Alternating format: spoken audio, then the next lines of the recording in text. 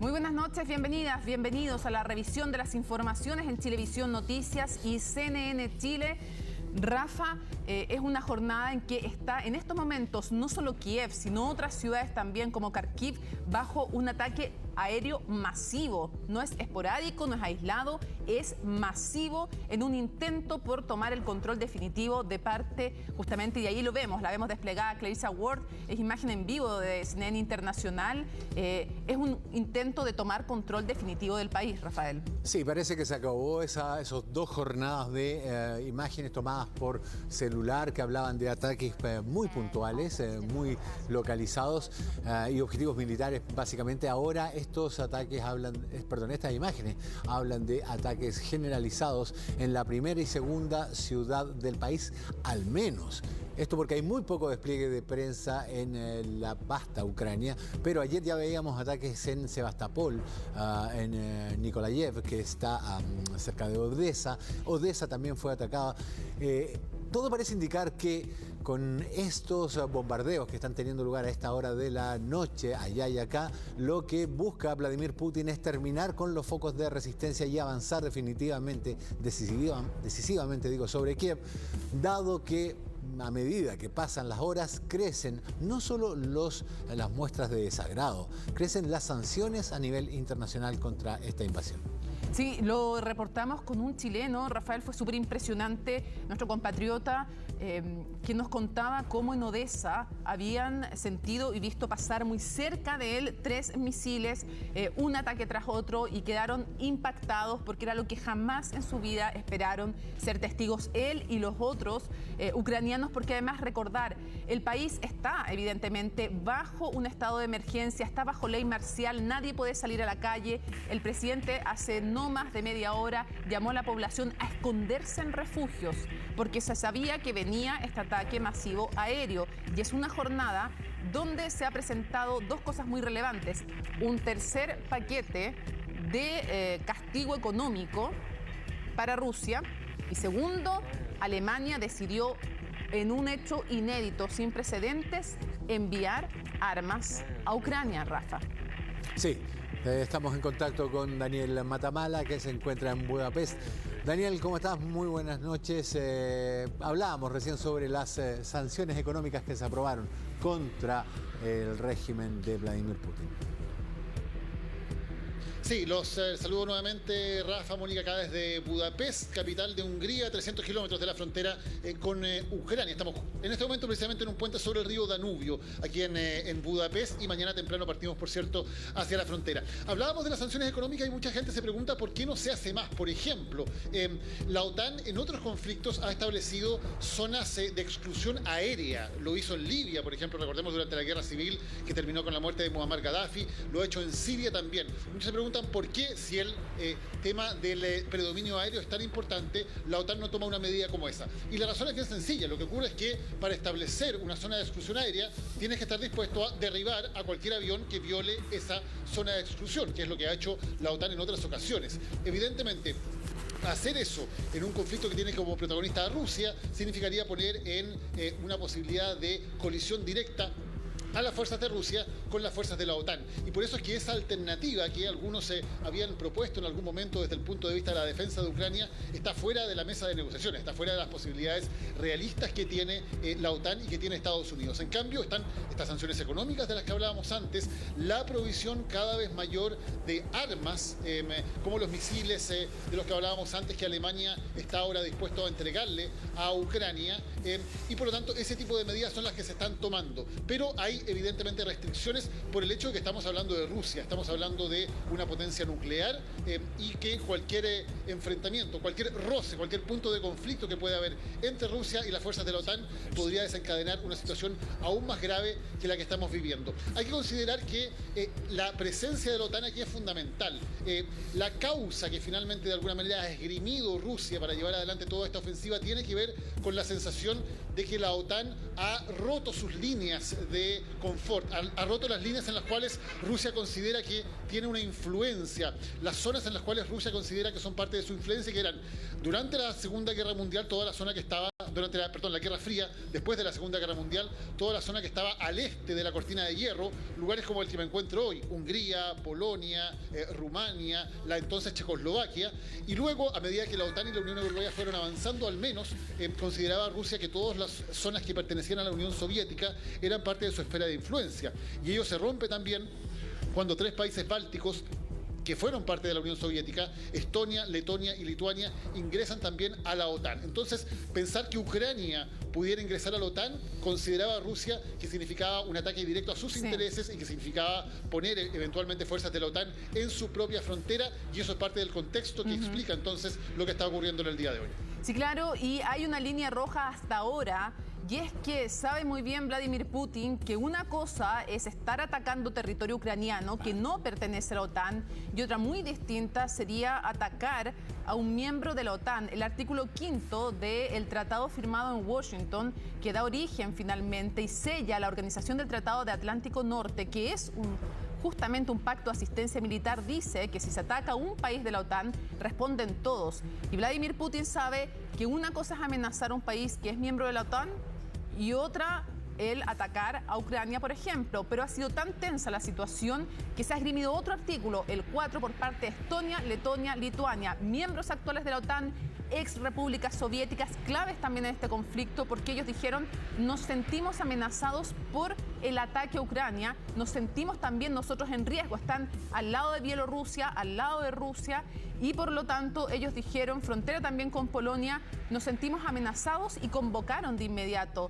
al Consejo de Seguridad y se reunió de inmediato la OTAN. Por lo tanto, la situación es tremendamente tensa. Repetimos, Daniel, Rafael, quienes nos ven en sus casas, en estos momentos, tanto la capital Kiev como Kharkiv, que es la segunda ciudad en importancia, y Odessa están bajo intenso ataque aéreo, y las personas han sido llamadas a refugiarse, Rafael, en el lugar que encuentren de manera inmediata. Sí, es una ciudad que además está llena, ciudades que además están llenas de refugios antiaéreos, o gran paradoja, vestigios de la era soviética de Ucrania. Sin embargo, ustedes lo están viendo ahí en las imágenes, hay bombardeos masivos en 3 ciudades diferentes, al menos.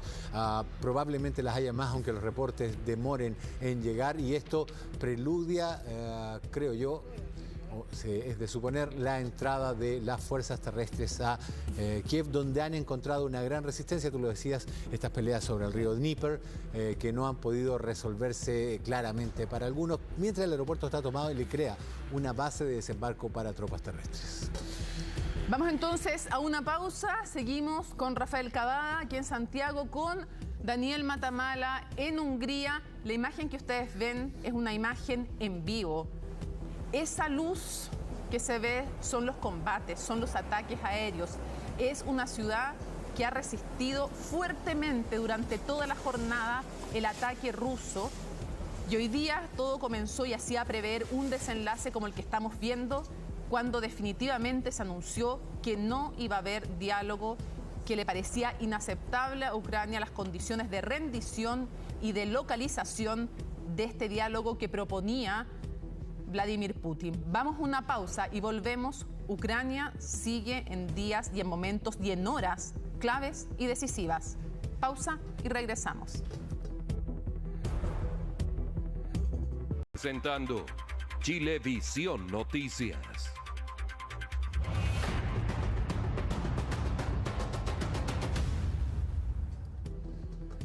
20 horas con 46 minutos, estamos de regreso aquí en CNN Televisión y seguimos viendo imágenes en vivo de lo que está ocurriendo en Kiev. Ese cielo rojizo que ustedes ven en esos momentos son explosiones en la ciudad, aunque hay varias otras que están siendo atacadas, Odessa, Kharkov, en diferentes partes del país, mientras las esperanzas de Vladimir Putin de que esto fuera una operación rápida y limpia se evaporan, se desvanecen al ritmo que vemos en esas imágenes. Vamos a establecer contacto con don Mario Vargas, chileno. ¿Cómo estás, Mario? Muy buenas noches. Supongo allá es de madrugada, ¿no? Sí, muy buenas noches. Marcelo Vargas. Marcelo, disculpa, Marcelo. ¿Tú nos podrías decir... No hay problema. ¿Cuál es la situación que se vive en la noche en tu ciudad? ¿Cómo ha evolucionado? Había un aviso de ataque masivo sobre Kiev. Hemos visto que en otras ciudades también se están produciendo bombardeos. ¿Cómo estás tú? ¿Hay bombardeos donde tú vives? No, por el momento no hay bombardeo. Yo me encuentro entre lo que es Kiev y la ciudad de Mykolaiv. Estoy justo en entremedio. Y por lo que sé, por lo que he escuchado en la noticia, que Mykolaiv está siendo fuertemente bombardeado y bueno, Kiev también. Ya, o sea, pero tengo entendido que la distancia es un poco larga. Yo veía ayer imágenes de ataque de helicópteros en Mykolaiv. Eso no ha llegado hasta donde tú vives. No, de hecho yo estoy a 3 horas de Mykolaiv, a 3 horas y por lo que sé, bueno, se vienen por el sur, vienen desde Odessa, Mykolaiv, Gerson, se van hacia a Kiev y bueno, tienen que pasar sí o sí por mi ciudad porque Marcelo, Sí. Tú estás, cuéntanos el nombre específico para que podamos también nosotros irle contando a quienes nos ven.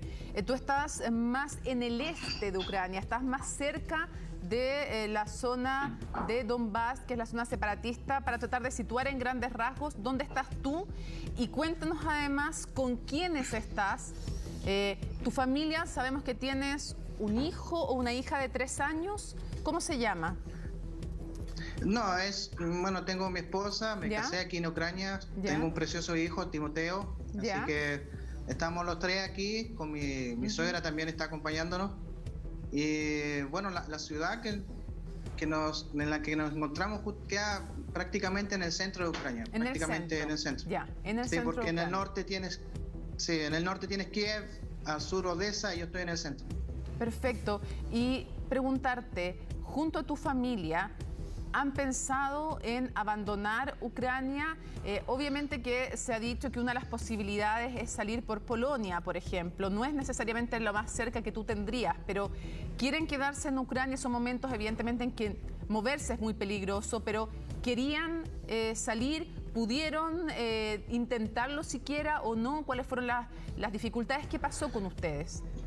Mire, yo quería tomar la decisión, ¿no? O sea, por lo que estaba pasando y todo lo demás, yo vi que no iba a ser una cosa rápida, o sea, como vi que, bueno, Rusia es un gigante, yo dije, bueno, esta cosa va a ser solamente un par de horas, Ucrania prácticamente no tiene una armada tremendo, es una cosa de David y Goliat, esto va a ser rápido y no pasó, o sea, ya llevamos 3 días y la verdad es que yo no pensé salir de Ucrania. Como no vi que iba más allá, entonces uno dije, bueno, esta cosa va a ser rápido, pero se alargó, así que no nos pasó por la cabeza salir. No, la verdad es que no. Estábamos lejos de Polonia, o sea, de hecho, ayer me contaba un amigo que trató de salir de Kiev por la carretera, la misma carretera que nos une. En 15 kilómetros lo hizo en 5 horas, entonces una cosa horrible. Entonces el riesgo más allá del riesgo que uno corre al salir, entonces decidí mejor no quedarme, refugiarnos y esperar a ver qué pasa. Más que eso. Te tengo una pregunta. ¿Los servicios básicos, agua, electricidad, internet, en tu ciudad se mantienen? Se mantienen, tan activos, por lo menos. Yo sé que Kiev, Kiev no hay señal de teléfono, Mykolaiv también ya paró el tema de la señal de teléfono, que es lo que más importante, porque al final la comunicación es lo que para saber cómo van y si vienen hacia acá. el agua todavía tenemos, pero por lo que sé, bueno, fuimos a comprar al supermercado y ya estaba todo vacío. Antes de ayer, sí, cuando comenzó ya estaba todo literalmente vacío, no había nada que comprar, literalmente. Queremos, mientras seguimos conversando contigo, Marcelo, contarle a quienes nos ven a través de Chilevisión Noticias y CNN Chile que la imagen que ustedes ven a la derecha en Kiev, Ucrania, está en vivo, y lo que estamos reportando, lo que estamos viendo es un masivo ataque aéreo. Lamentablemente tenemos que reportarlo así, cuando se ilumina el cielo son el reflejo de los ataques que se están viendo, y las dos grandes explosiones, además, reporta CNN Internacional, que iluminaron el cielo nocturno, parecen haber ocurrido cerca de Vasilkiv, a unos 30 kilómetros al sur de Kiev. Tiene además un aeródromo militar tremendamente relevante, y ese es uno de los puntos intensos de combate en el sur, se los habíamos dicho, porque la fuerza aérea que salía desde el norte, ese aeropuerto ya estaba tomado por los rusos, pero estaban intentando asegurar también el sur. Habiendo contado esto, Marcelo, queremos preguntarte cómo está siendo la vida, qué ha pasado, porque en general, por ejemplo, en Odessa, en Kiev, cuando comienza a regir además toque de queda, la ley marcial, el estado de emergencia, evidentemente que han sido días en que la vida cambió completamente. ¿Cómo están viviendo en la ciudad en la que tú te encuentras, con tu pequeñito de 3 años, con tu suegra, con tu señora? ¿Cómo está siendo la vida? No sé si puedes salir de tu casa o no, si se ven militares en las calles, si se ven autos o no. O sea, lo que puedo decir, el primer día para mí fue chocante. O sea, yo nunca vi un tanque. O sea, yo me crié en el sur de Chile, en Chiloé, en Puerto Montt, en Maullín. Nunca en mi vida había un tanque o un avión de guerra, nunca en mi vida. Y el puro sonido realmente es escalofriante. De hecho, el primer día yo estaba paseando con mi hijo en el parque y vimos pasar, no sé, a 500 metros, 800 metros de altura un avión de guerra, y realmente me puse a llorar, abracé a mi hijo y partí a mi casa. Y dije, bueno, ya empezó, no hay nada más que hacer y esperar, solamente esperar. Y cambió, realmente es una incertidumbre, nervios, más que nada nervios, a ver qué es lo que pasa, esperando que los rusos pasen de largo.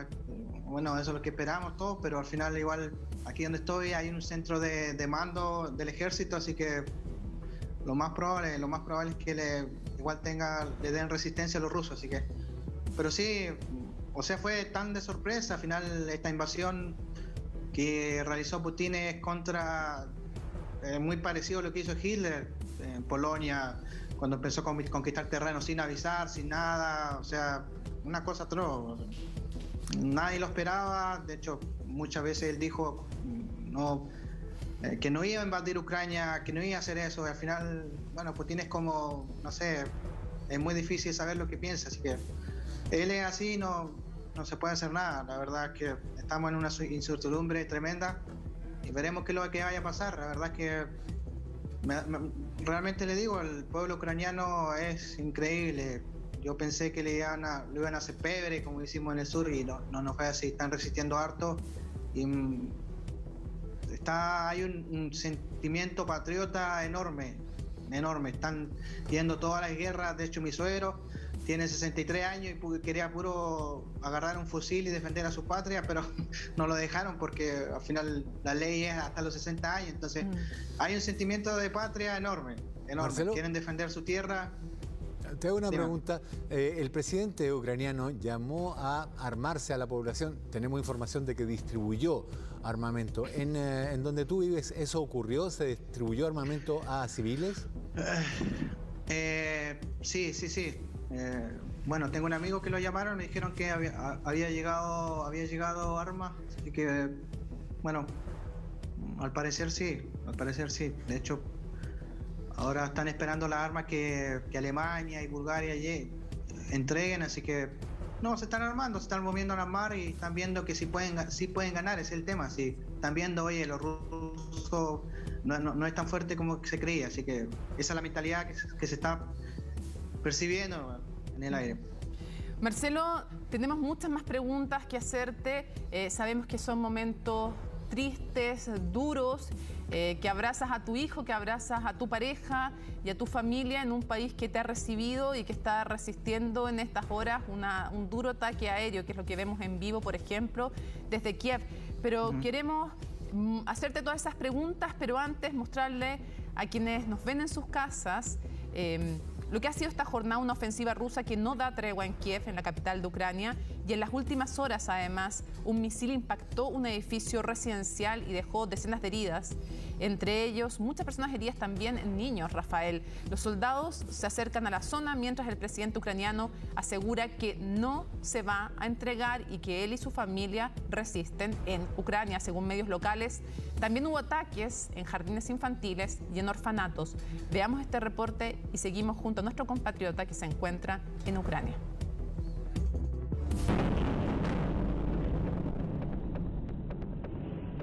Logramos escapar, estábamos en la cocina, tuvimos suerte, fue un impacto directo en la sala de estar.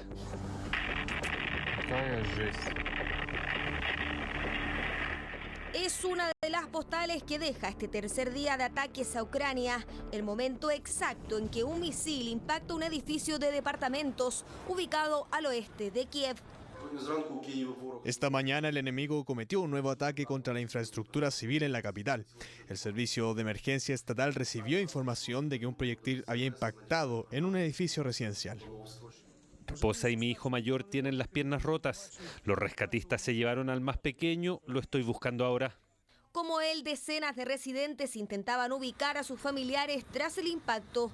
Todo esto mientras los servicios de emergencia trabajaban para sacar a los heridos entre los escombros. Hubo un incendio en el edificio. Los rescatistas comenzaron a trabajar para extinguir el fuego y buscar a los muertos y heridos. Un total de 80 personas fueron evacuadas del edificio. Y así quedó esta construcción, varios pisos completamente destruidos, producto de la arremetida que no ha cesado las últimas horas en la capital ucraniana.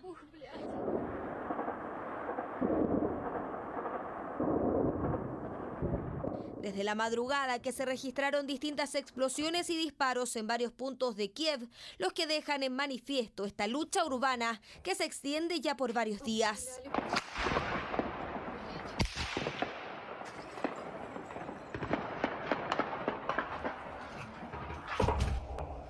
Combates que dejaron consecuencias que hoy están a la vista. Este era el panorama en las cercanías de la estación de trenes de Kiev, que fue foco de enfrentamientos durante la noche. Hubo este rugido en medio de la noche. Nos levantamos y fuimos al sótano. El sonido rugiente continuó durante 1 hora. Eso es todo. Nos quedamos 1 hora más y luego subimos a casa. Y encontramos balas. Vladimir asegura que escucharon disparos y por eso prefirieron resguardarse de las explosiones que también se percibieron en otras zonas del país y no precisamente militares. Vi el aterrizaje del cohete en el jardín de infantes en el que trabaja mi esposa. Sucedió alrededor de las 1 p.m. el 26 de febrero. Este misil fue encontrado en un jardín infantil de Kharkiv, al este de Ucrania, una ciudad con 1,5 millones de habitantes y que es una de las 3 donde está concentrada la estrategia rusa. En Donetsk, el panorama no es tan distinto. Anteayer los misiles Grad volaban sobre nuestras cabezas. Escuchamos su silbido. Cayeron en el edificio del orfanato. Algunos aterrizaron más arriba. La gente resultó herida allí.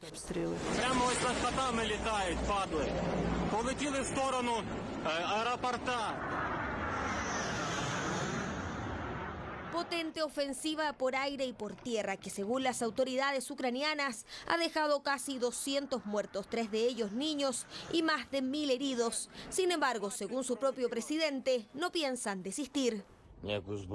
No vamos a deponer las armas, estaremos defendiendo a nuestro país, porque nuestra arma es la verdad, y nuestra verdad es que esta es nuestra tierra, nuestro país, nuestros hijos, y defenderemos todo esto. Resistencia que ha llevado incluso a volar puentes para impedir el avance de las tropas rusas en varias ciudades y en la capital, que hoy está convertida en un pueblo fantasma. Silencio que se interrumpe varias veces al día.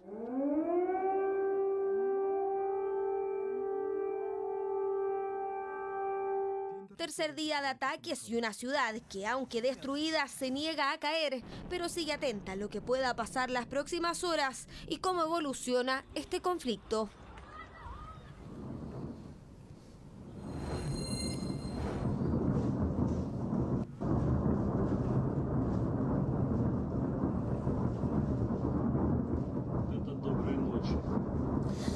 Imágenes y sobre todo audio que nos llegan desde Kharkov, se lo comentábamos, la segunda ciudad en importancia de Ucrania, mucho más cerca de Rusia. Miren la sucesión de explosiones que ocurre, puede ser por la caída de algún tipo de cohetes como los Grad que se usan o los antiguos y más desarrollados Katyusha, digamos, que son lanzaderas de cohetes múltiples.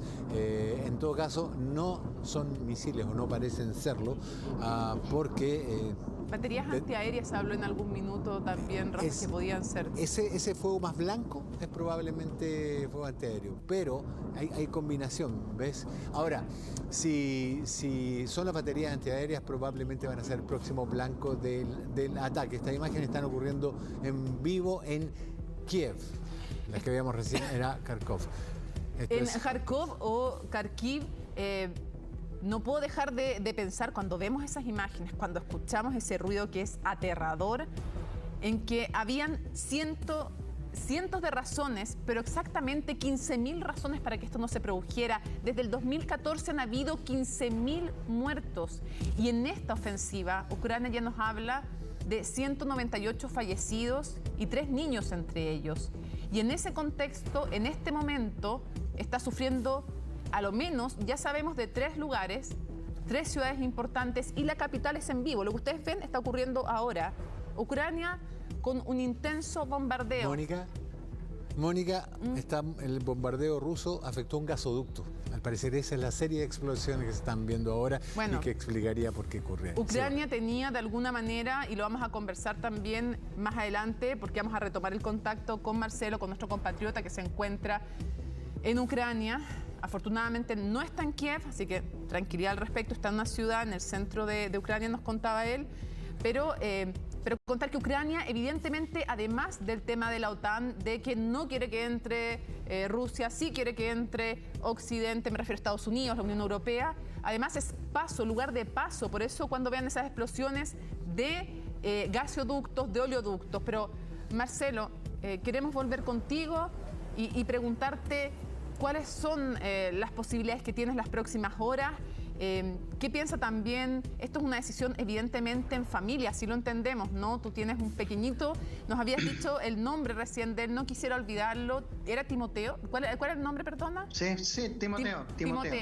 Timoteo, además de tu pareja, además de ti, obviamente es una decisión en familia. ¿Qué han pensado hacer las próximas horas?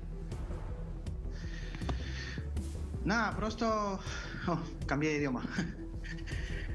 Solo esperar y a ver cómo evoluciona. Yo creo que si los rusos pasan de largo, yo creo que no había mayor problema. Mi mayor temor es, bueno, que se vengan los soldados de Chechenia. Yo creo que a esos les tengo bastante respeto, bastante miedo. Son tipos muy, no quiero decir crueles, pero son complicados y yo creo que ya viniéndose ellos yo arranco al tiro porque no quisiera encontrarme con ellos. De hecho tuve un amigo que ya está en el frente y me decía, bueno, hay rusos que simplemente lo llamaron, no quieren hacer daño, simplemente obedecen órdenes, pero hay otros que realmente no respetan ni ancianos ni niños, no van con todo. Pero los chechenes hay que tener bastante cuidado, así que sabiendo que ellos están acá, yo parto al tiro, veo cómo salgo, porque igual no tengo locomoción y salgo al tiro, la verdad. No, difíciles los momentos, ni siquiera tratamos de imaginarlo, pero sabemos, Marcelo, y solo nos queda a nombre de todo el equipo acá mandarte un abrazo a ti, a toda tu familia. Entendemos que se quedan mientras entonces en tu casa, tú, Timoteo, tu pequeño hijo de 3 años, tu esposa y con tu suegra se quedan todos reunidos ahí. Un abrazo y esperamos seguir en contacto y de verdad, de corazón, esperamos que esto termine lo antes posible. Y nada, la solidaridad de todos acá, Chile entero te está escuchando y obviamente esperamos que todos ustedes estén bien como ha sido hasta ahora. Así que un abrazo y nuestra solidaridad por los momentos que están viviendo, que alcanzamos siquiera a vislumbrar lo duro que es. Sí, muchas gracias por todo y bueno, igual es agradable hablar con compatriotas. Así que muchísimas gracias por llamar y que Dios les bendiga a todos por allá. Muy buenas noches. Un abrazo. Gracias, son las 2 de la mañana con 7 minutos, Rafa, en Ucrania, que está siendo intensamente bombardeada en el contexto de este ataque que comienza Vladimir Putin después de decidir reconocer Ucrania tenía 2 regiones separatistas en el Donbass, está Lugansk, Donetsk, y decide reconocer Vladimir Putin a Lugansk y Donetsk como repúblicas independientes, Rafael. Sí, el único país que las reconoce. Volvemos a establecer contacto con Daniel Matamala en Budapest. Daniel, buenas noches, ¿cómo estás?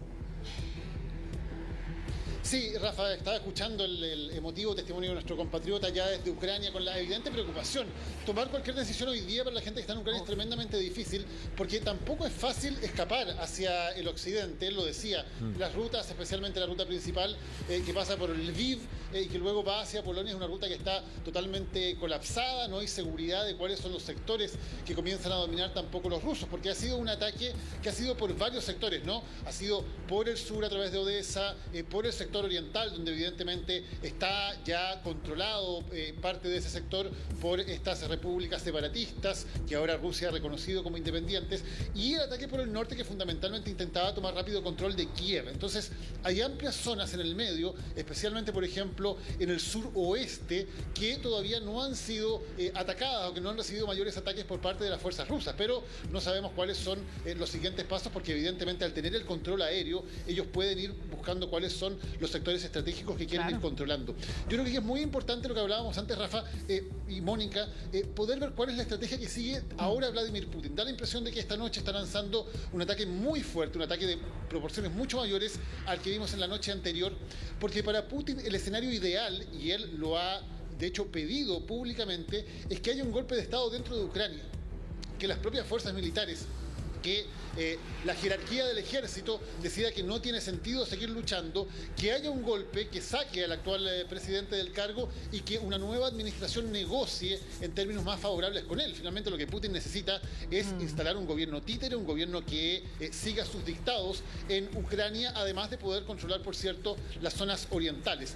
Pero el escenario ideal para Putin es lanzar un ataque de tales dimensiones que finalmente sin necesidad de tomar calle por calle, de pelear calle por calle en la capital ucraniana, haya dentro de la misma jerarquía ucraniana un quiebre que permita entonces un nuevo gobierno que esté dispuesto a negociar con ellos. Tal vez esa es una de las cartas que se está jugando Putin con el ataque de esta noche, un ataque aéreo de tales dimensiones que signifique cortar gran parte de la infraestructura, de los aeropuertos, de las bases que tiene Ucrania, y así intentar convencer a las fuerzas militares de que no tiene sentido seguir luchando y que tiene que haber un cambio de régimen dentro de Ucrania, algo que hasta ahora no ha ocurrido. Hasta ahora el liderazgo del presidente ha sido claro en términos de mantener el control de las fuerzas militares de su lado.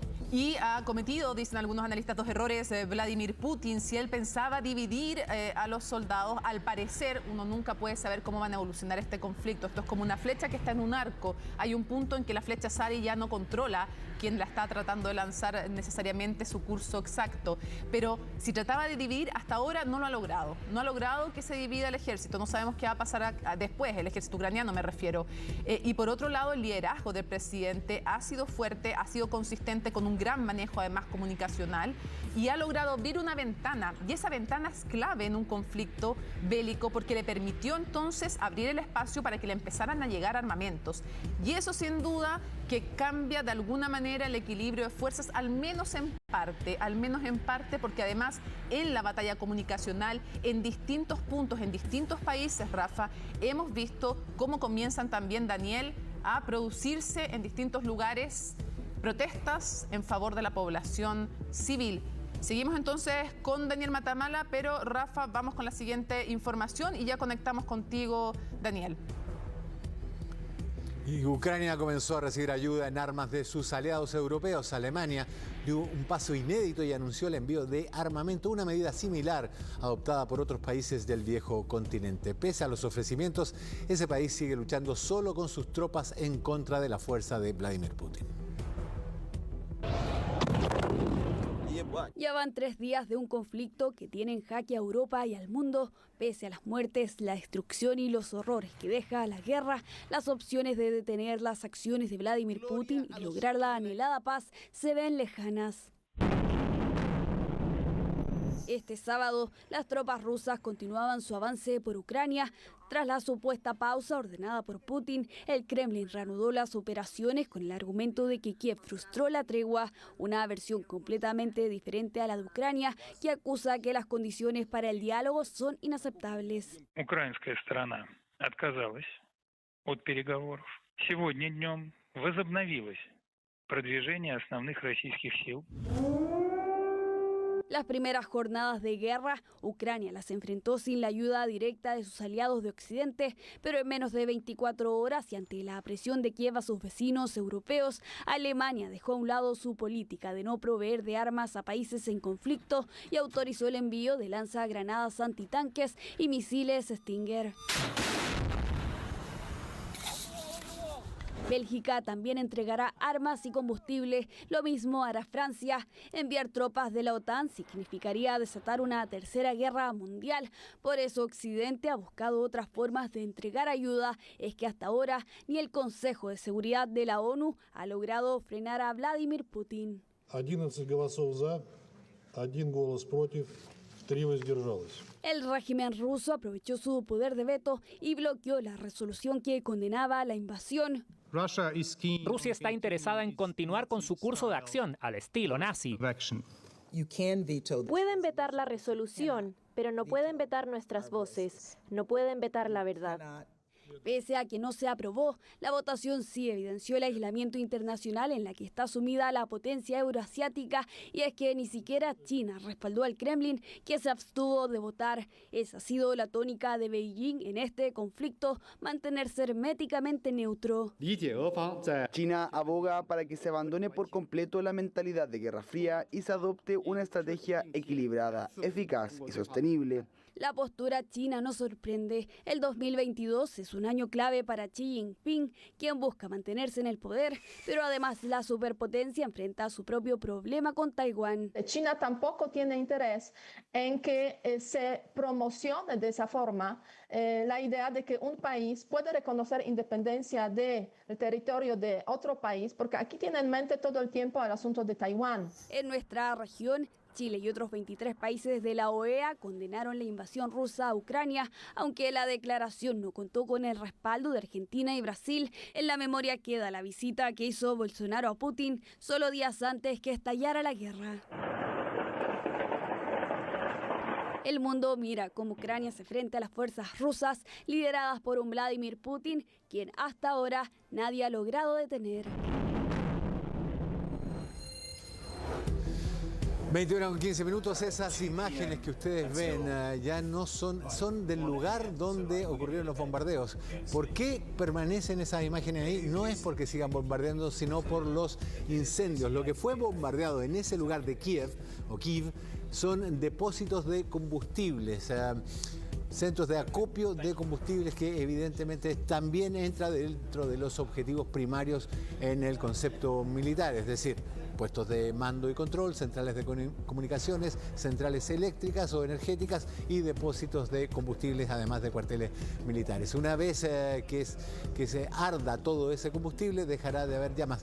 Ojo, porque además hay imágenes de fuego en Kharkov, donde también hay combustible involucrado, un gasoducto que fue destruido y que también ha provocado numerosos incendios y explosiones. Todo dentro de este cambio de estrategia Esas imágenes son de los incendios que se producen después de... Esto es de Kiev, de los depósitos de combustible que arden después del bombardeo. Ustedes pueden ver la cantidad de humo que es clásica de estos incendios que se generan por combustible y que el lugar es bastante grande, ocupa un espacio físico bastante grande. Imágenes que llegan en vivo en estos momentos de las afueras de Kiev y de Kharkov, en un ataque que cambia totalmente la estrategia o el desarrollo de los acontecimientos, y las tropas de Vladimir Putin empiezan a encontrar una encarnizada resistencia, al menos en ciudades como Kiev. No ha sido tan rápido como esperaba Vladimir Putin el conquistar el país, el controlar, ni ha logrado tampoco hasta ahora que se haga eco el ejército ucraniano de su petición de un golpe de Estado que derroque al actual gobierno, que no es un gobierno como en el pasado hubo prorruso. Vamos a ir entonces con Daniel Matamala, nuevamente desde Hungría, para cerrar temporalmente este despacho. Daniel, una Europa que sabe que depende del 40% de su gas, de su petróleo, viene de Rusia. En el caso de Alemania se eleva al 50%, aunque han diversificado sus matrices energéticas. Eso en lo económico, pero esto tiene otra dimensión de lo que queremos preguntarte, y es la dimensión humana. ¿Va a recibir Europa una cantidad muy importante? Ya Polonia, 150.000, ACNUR, la Oficina de Refugiados de la ONU, dice que pueden llegar a 5 millones de refugiados. ¿Cómo se prepara Europa para esta crisis humanitaria que ya está en curso? Y cómo también los líderes ven, tú estás en un país además paradigmático para hablar de aquello como es Hungría, muy duro en el pasado contra los refugiados, ¿cómo se preparan para esta nueva crisis humanitaria?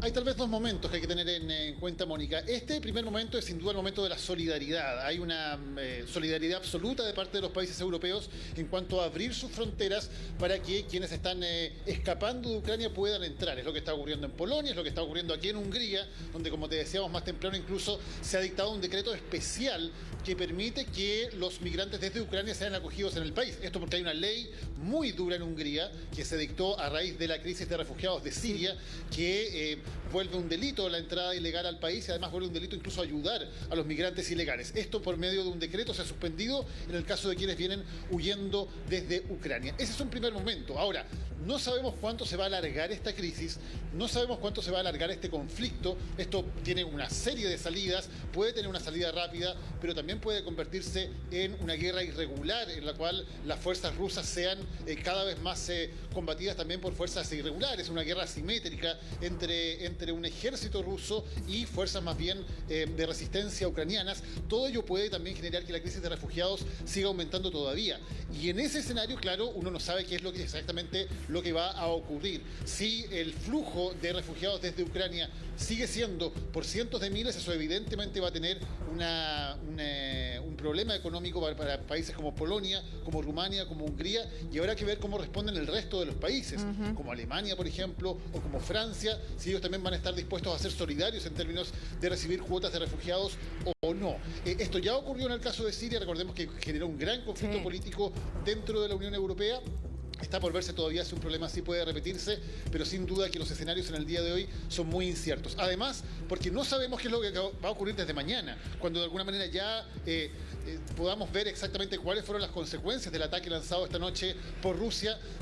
Veamos si el liderazgo ucraniano se mantiene firme en su posición de defender, que hasta ahora se ha mantenido muy claro, y también cuáles son los costos internos que puede empezar a pagar Vladimir Putin, que hasta ahora mantenía una gran popularidad en Rusia, un gran apoyo a sus acciones, pero se están viendo también ciertas grietas todavía incipientes, con protestas, pese a la penalización de las protestas en Rusia, y con también personas que hasta ahora eran relativamente cercanas al régimen, que han expresado por primera vez públicamente su desacuerdo con lo que está pasando en Rusia. Entonces hay que ver también si el frente interno, que hasta ahora Vladimir Putin tenía muy controlado en sus anteriores incursiones, puede empezar también a generarle cierto desgaste y por lo tanto a hacer que para él también sea recomendable buscar algún tipo de solución negociada o de solución más rápida que impida que este conflicto se siga prolongando. Es una máxima en política internacional que es mejor en general negociar cuando el otro está débil. Al menos haber debilitado a la contraparte puede hacerlo más fácil o más aceptable para Vladimir Putin, aunque no consiga todos sus objetivos, pero también, si se alarga en el tiempo, esa debilidad puede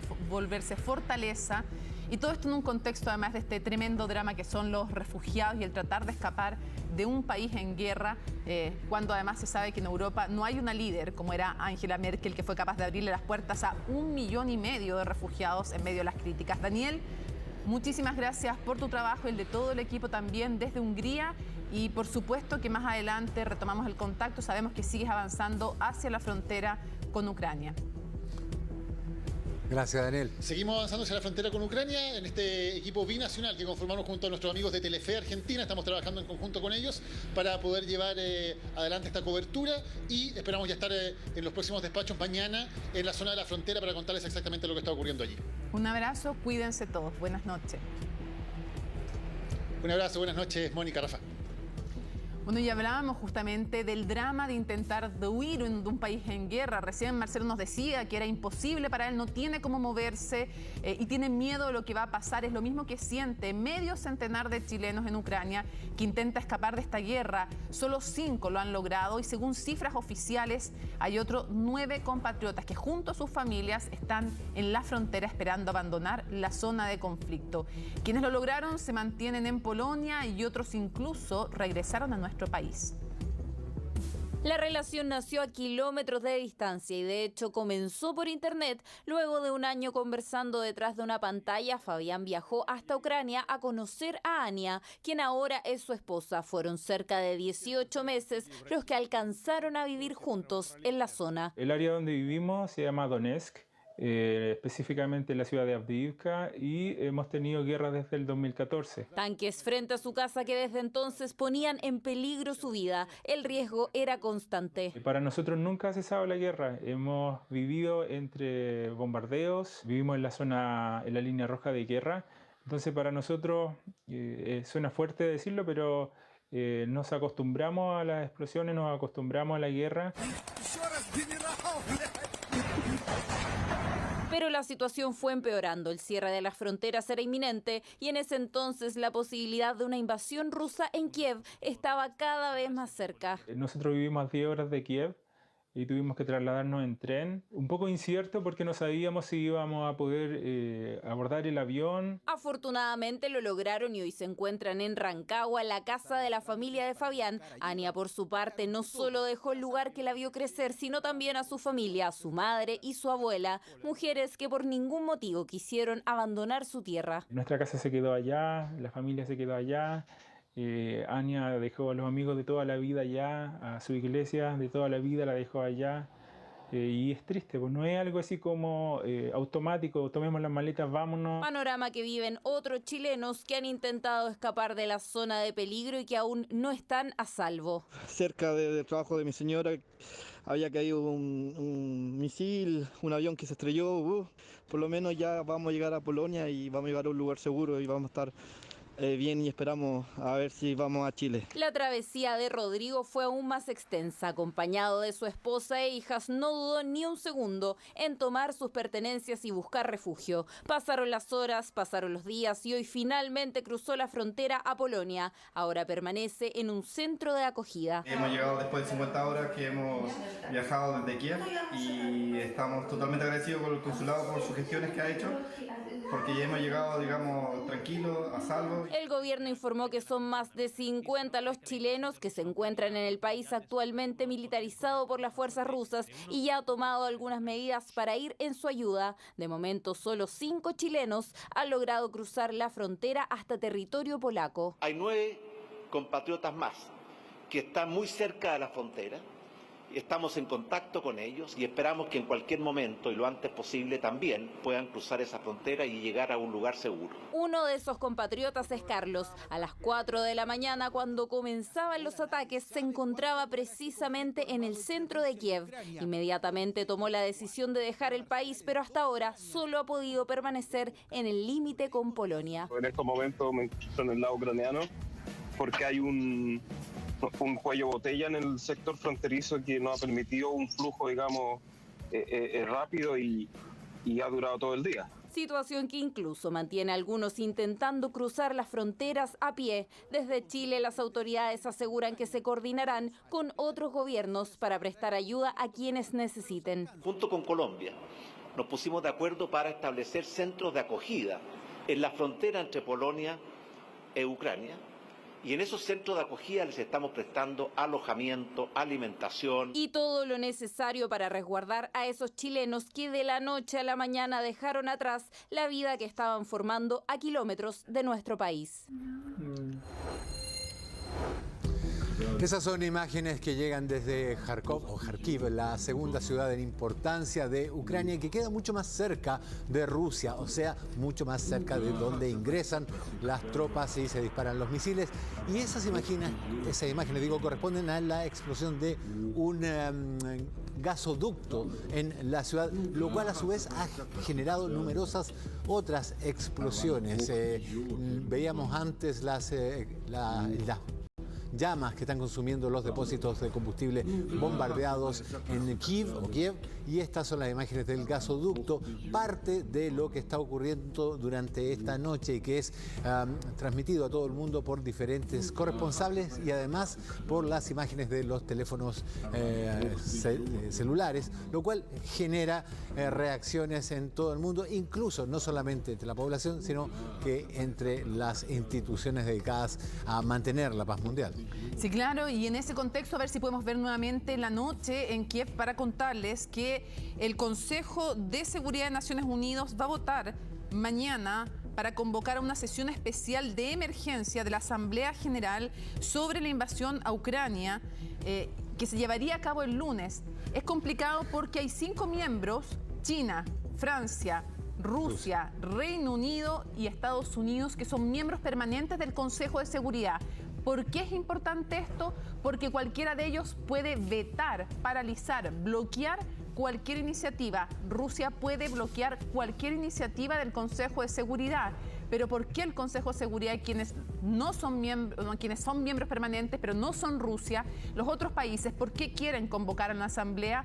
Porque es de alguna manera poner al organismo máximo donde no hay poder de bloqueo, donde hay mucha más posibilidad de hacer presión pública. Es lo que quieren, evidentemente, lo que quiere Estados Unidos, lo que quiere Europa, es que se produzca esa instancia de convocatoria de la Asamblea General y si no demostrar que Rusia no está dispuesto a ir a esa instancia. No es tan fácil bloquear una Asamblea General desde el punto de vista político para Rusia, en el contexto además, Rafa, de protestas que se han ido dando y de presión de la población civil en distintas partes del mundo. Correcto. De hecho, protestas en todo el mundo que han surgido tras la invasión rusa a Ucrania. Miles de personas piden al gobierno de Vladimir Putin finalizar el ataque de las fuerzas militares. Esto sumado a los más de 3.000 detenidos en Rusia, donde se prohibieron las manifestaciones.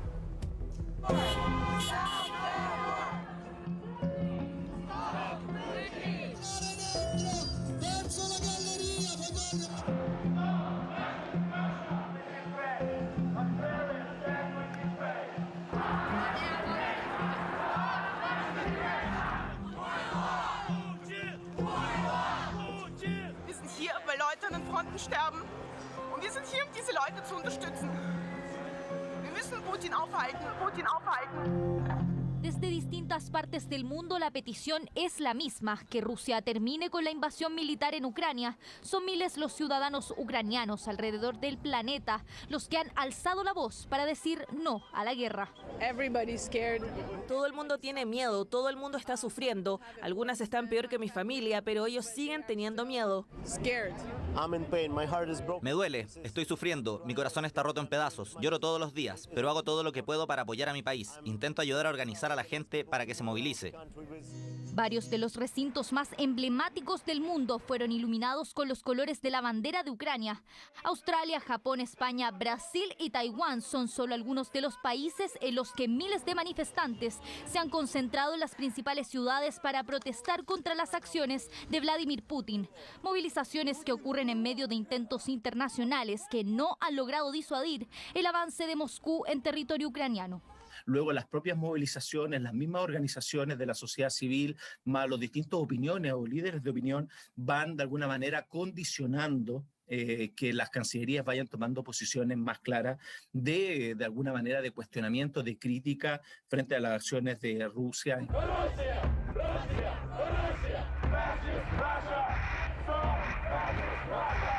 Manifestaciones en las que han participado no solo ciudadanos ucranianos, hasta el presidente de Lituania se hizo parte de las protestas en su país, exigiendo el alto al fuego de las fuerzas militares rusas. Deben ayudar a salvar a Ucrania, porque si Ucrania cae hoy, mañana Vladimir Putin estará en nuestra puerta. Vladimir Putin debe ser castigado y esto está en nuestras manos y en las de los rusos. Una serie de protestas que también se han registrado en Rusia, según la ONG de Derechos Humanos OVD Info. Más de 3.000 personas han sido detenidas desde el comienzo de la operación militar rusa. Censura que no se ha quedado solo en las calles, sino que también se ha trasladado a los medios de comunicación. Utilizar palabras como invasión y guerra fueron prohibidas por el gobierno de Vladimir Putin. Lógicamente es una censura, y no solo lo es, sino que además impone sanciones y obliga a retirar información que ya contenía estas palabras, sino que también es un intento por darle un encuadre distinto desde la perspectiva del gobierno ruso a este conflicto. Intentos por ocultar una situación que es evidente y que ha llevado a que en todas partes del mundo se alce la voz en contra de la invasión rusa en Ucrania.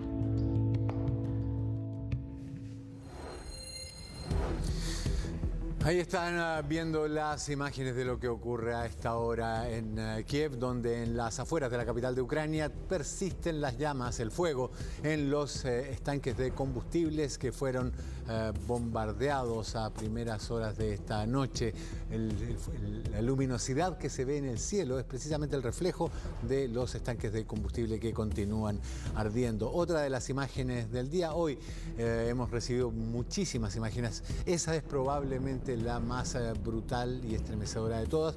Un misil que impacta contra un edificio entre los pisos 18 y 22 y que evidentemente pone en tela de juicio la estrategia que está usando el ejército o las fuerzas militares de Vladimir Putin.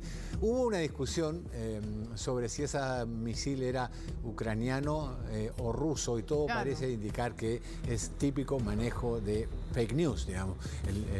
El decir que era un misil ucraniano, dices tú, tratando de bajar un dron ruso, ¿te parece que eso era una información falsa? O sea, de partida bajar un dron con un misil puede llegar a ser complicado. Parece un poco sutil, pero en el fondo, pero la polémica, expliquémosle a la gente por qué se produce. Se produce porque Vladimir Putin ha asegurado siempre dos cosas. Uno, que este ataque en lo global lo hace para defender al país, ya no solo a la zona del Donbass, donde están los separatistas en el este de Ucrania prorrusos, sino que lo hace para defender después. Pues claro, si era por eso, tendría que haberse quedado en el Donbass, con la primera razón o la primera excusa, quédate en el Donbass entonces si estás defendiendo esta zona separatista. Cuando avanza sobre Ucrania, cambia entonces la justificación. ¿Y qué dice? Dice, no, estoy defendiendo todo el país en contra de un gobierno, dice él, de neonazis. Y bueno, esos son los calificativos más suaves que dice en contra del régimen, que fue electo, le gusta o no, no es prorruso y fue electo en el fondo en elecciones democráticas. Entonces, claro, lo que él dice después, ojo, estoy defendiendo al país y nunca ataco infraestructura civil. Y esto claramente lo contradice. Ese helicóptero es una imagen muy reveladora, es un Kamaz 52. Y mira las hélices que tiene. Tiene dos grupos de hélices, de 3 aspas cada uno, que giran en sentidos opuestos. Y ese hélices, Messi. Sí, a contrarrotante. Es coaxial contrarrotatorio. Es decir, que en un mismo eje un grupo gira hacia un lado y otro hacia el otro. ¿Qué es lo primero que es más seguro? No tiene rotor de cola para estabilizarlo, no lo necesita. Dos, es mucho más estable. Es mucho más seguro. Y tercero, es un tremendo helicóptero, pesa 7.000 kilos, 7 toneladas, puede transportar mucho armamento. Ahora cuando la imagen se desplaza, ustedes van a ver que hay ahí una bomba y los tubos para disparos de cohetes, probablemente para ataques aire-tierra. Ese helicóptero yo no lo había visto nunca derribado, parece haber sufrido una falla o haber sido derribado porque está intacto, no fue quemado ni destruido como habitualmente. Parece haber tenido tiempo para reaccionar al menos en una maniobra de emergencia. Pero Rafa, mientras vemos estas imágenes de este helicóptero, quisiera que nos ayudaras a poner en contexto. Aquí sabemos que están, según las informaciones de inteligencia, casi la mitad de las posibilidades de las fuerzas rusas desplegadas en Ucrania. Está empleando gran cantidad de efectivos activamente o de reserva, pero los tiene movilizados Rusia. Pero de igual manera, cuando hablamos del ejército ucraniano versus el ejército ruso, cuando hablamos de la típica figura de David contra Goliat, no estamos exagerando. Yo quiero dar solo un dato para que tú después nos hables de la diferencia de armamentos. Muy breve, soldados, 1.100.000 Ucrania, 3 millones en el caso de Rusia, en activos, en reserva, 900.000 en el caso de Ucrania, 2 millones en el caso de Rusia. Y el tipo de armamento, me imagino, no hay punto de comparación. Es que lo que pasa es que el tipo de armamento es lo que hace el salto cualitativo. Las aeronaves que estaban combatiendo, creo haber visto hoy imágenes de los Sukhoi 27 o 35, que es un modelo basado en el Sukhoi 27, peleando contra los MiG, porque hay que recordar además que Ucrania tiene armas rusas, que los rusos le han ido vendiendo a medida que dejan de usarlas. Entonces, las armas que manejan los ucranianos, los rusos las conocen a la perfección y saben cuáles son sus limitaciones. Entonces, el poder de fuego que ha puesto en juego Rusia es brutal. Y te hablaba de este helicóptero porque es un helicóptero hecho para atacar posiciones en tierra. Es muy maniobrable y es muy grande, que yo no lo había visto hasta ahora y que fue el protagonista de los ataques en Mykolaiv, que en grupos de A4, 5, cosas que tampoco había visto, lo que habla de cómo quiere Vladimir Putin ponerle fin a esto de una buena vez por todas. Mira, vamos a ir a una nota y un dato. Helicópteros de Ucrania, 34. De Rusia, 544. 544. Aeronaves de ataque, 98 en Ucrania, 1.511 en el caso de Rusia. De eso estamos hablando. Por eso que la resistencia ucraniana contra el avance ruso, en todo ello ha destacado una figura, es el alcalde de Kiev, un ex campeón mundial de boxeo y también uno de los pocos ucranianos con el título, para muchos, de héroe o gran figura en su nación. El campeón de Ucrania tomó las armas y salió con los ciudadanos a defender la capital del ataque ruso.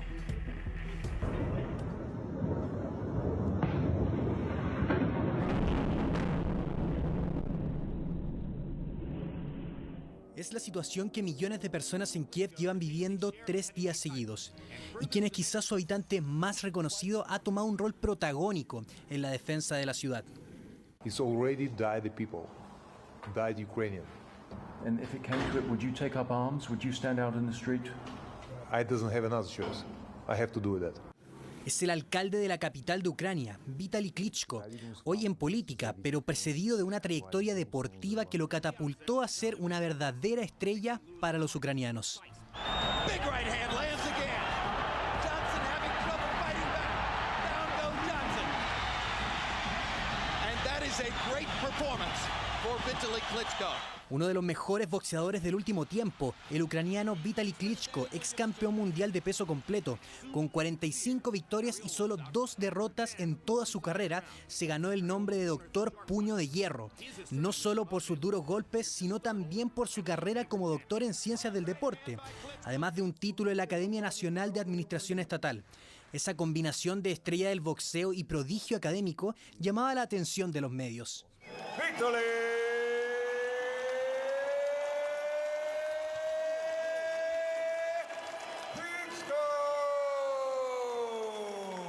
Así ganó el estatus de héroe en su país y fue conmemorado con la medalla al héroe de Ucrania en 2004.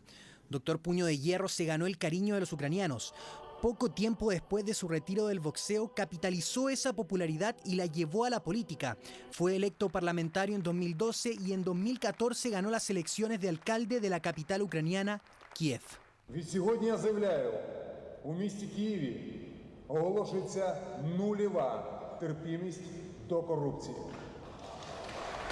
7 años lleva en el cargo. Comenzó la invasión rusa y los soldados ya rodeaban su ciudad. El campeón de Ucrania, que también es parte de la reserva militar, se unió a sus ciudadanos, ayudándolos a armarse y acompañándolos en las trincheras para defender Kiev.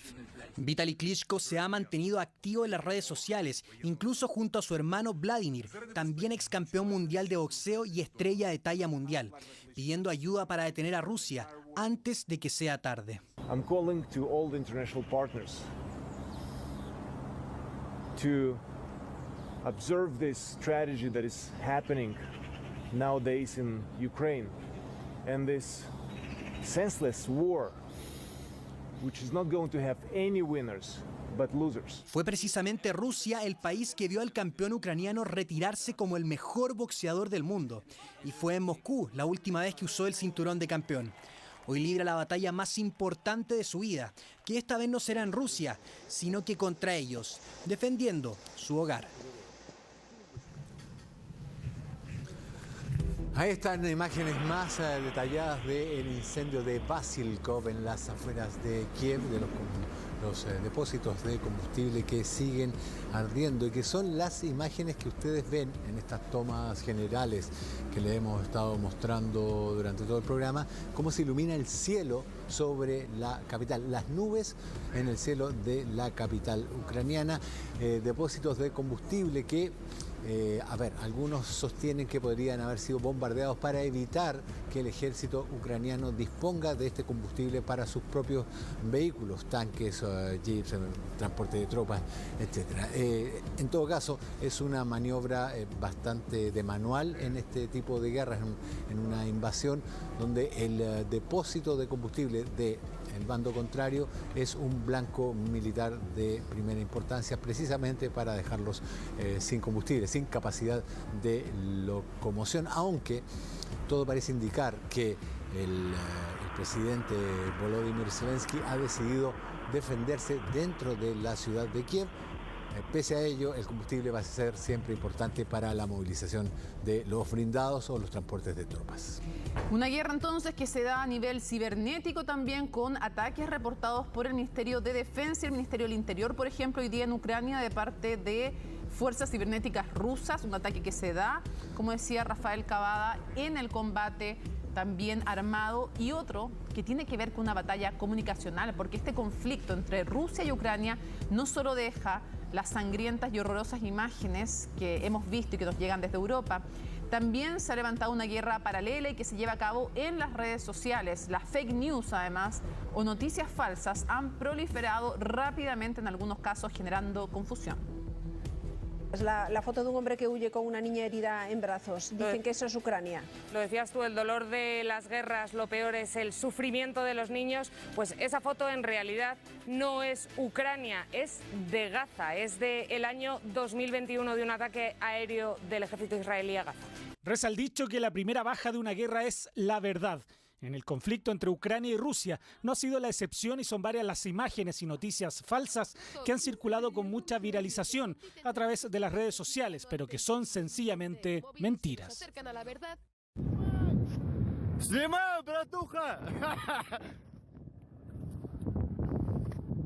No fueron pocas las cuentas de TikTok, Instagram y Facebook que replicaron este video como el momento en que las fuerzas rusas en paracaídas llegaban a las tierras ucranianas para la invasión. Más de 20 millones de reproducciones. El problema fue subido a redes hace casi 7 años. El registro no tiene relación alguna con el conflicto ruso-ucraniano. Hay personas que están tomando información y cuentas no oficiales que toman información y que pueden estar o vinculados al poder en cada uno de los países en conflicto, o personas que se tratan de aprovechar además de lo que está pasando para sacar réditos, ¿no?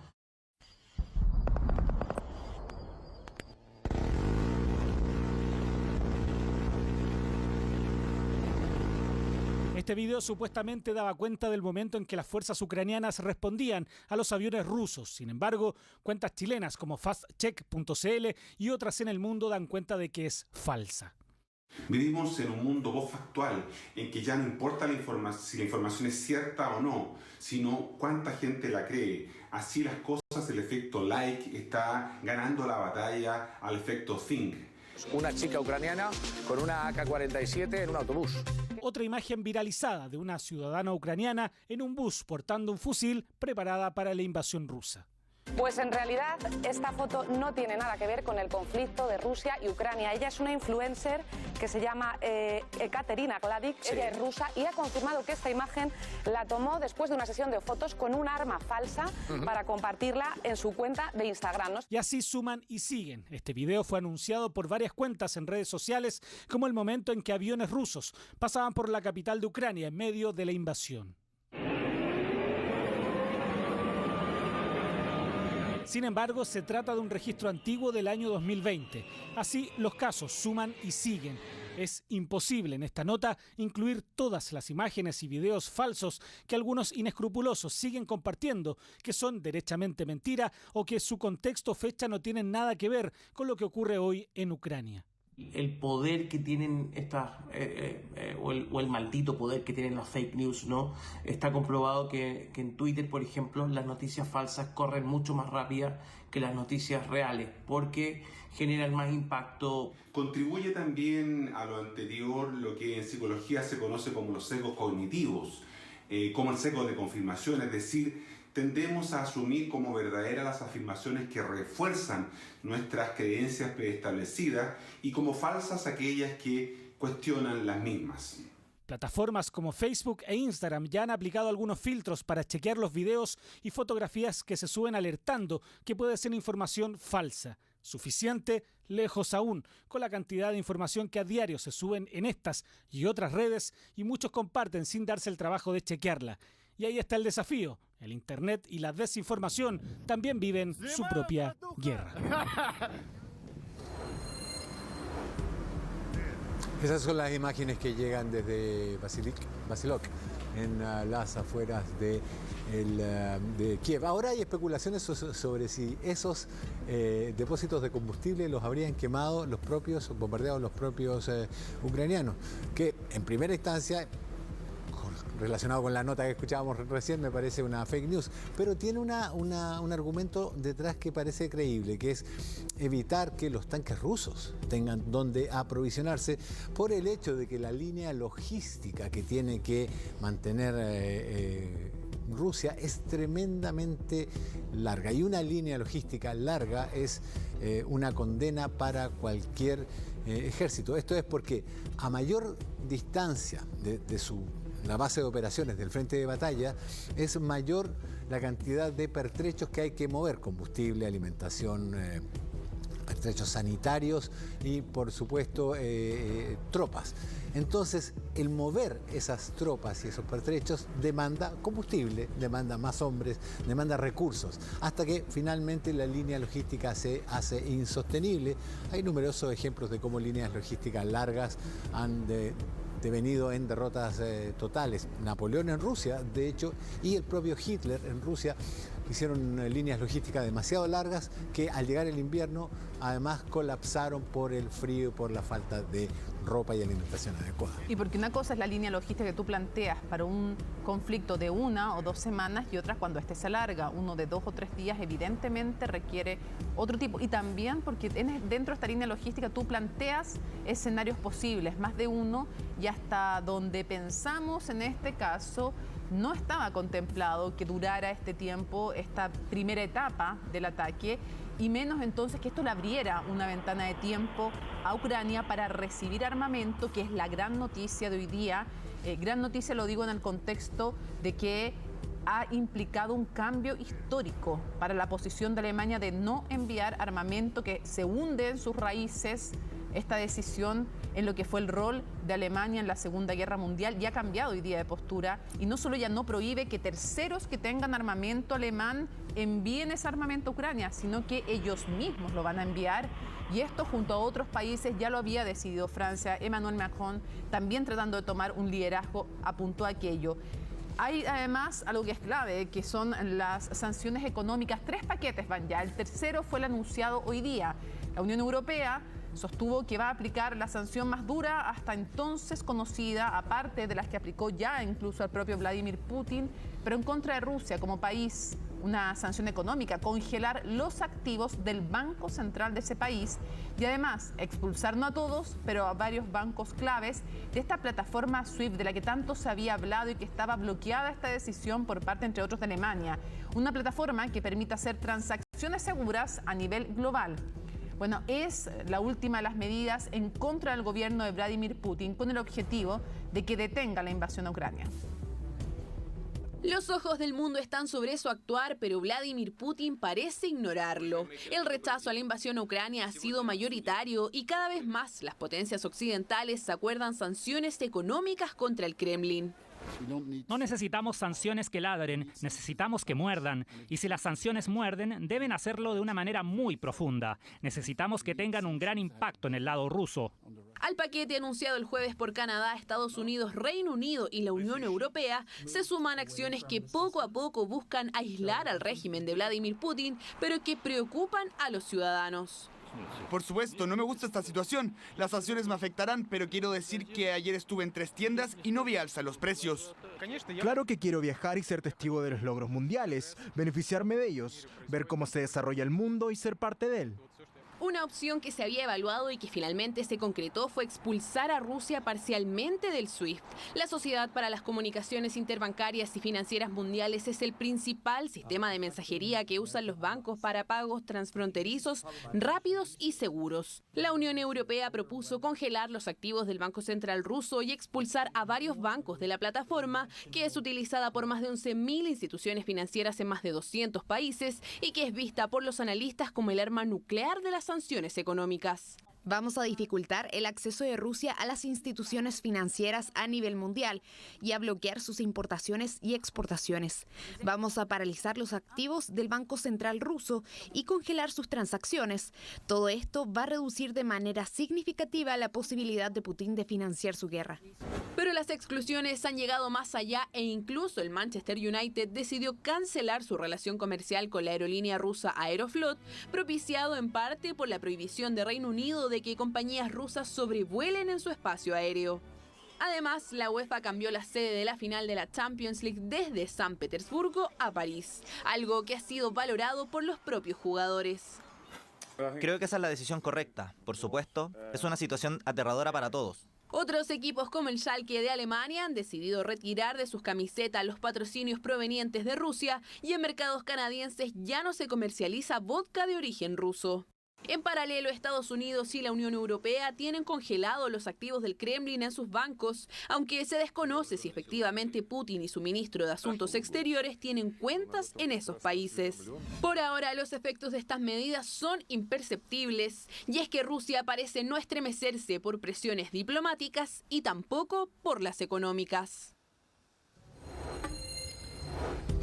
Bueno, importante antes de revisar y darle contexto a estas imágenes, decir que si sacaran completamente el sistema SWIFT a Rusia, lo dejan desconectado del sistema bancario occidental, no del que tiene en yuanes China y con el cual se ha ido conectando en previsión de que esta pudiera ser una de las medidas, algo que claramente ha pensado con tiempo Vladimir Putin. Básicamente crear un sistema comercial paralelo por si le aplicaban la salida al SWIFT. Claro que sí. Y lo que estamos viendo ahora es porque una cara es la geopolítica, otra cara es lo que tiene que ver con la economía, pero la guerra tiene este rostro, la guerra tiene un rostro humano que también queremos mostrárselo.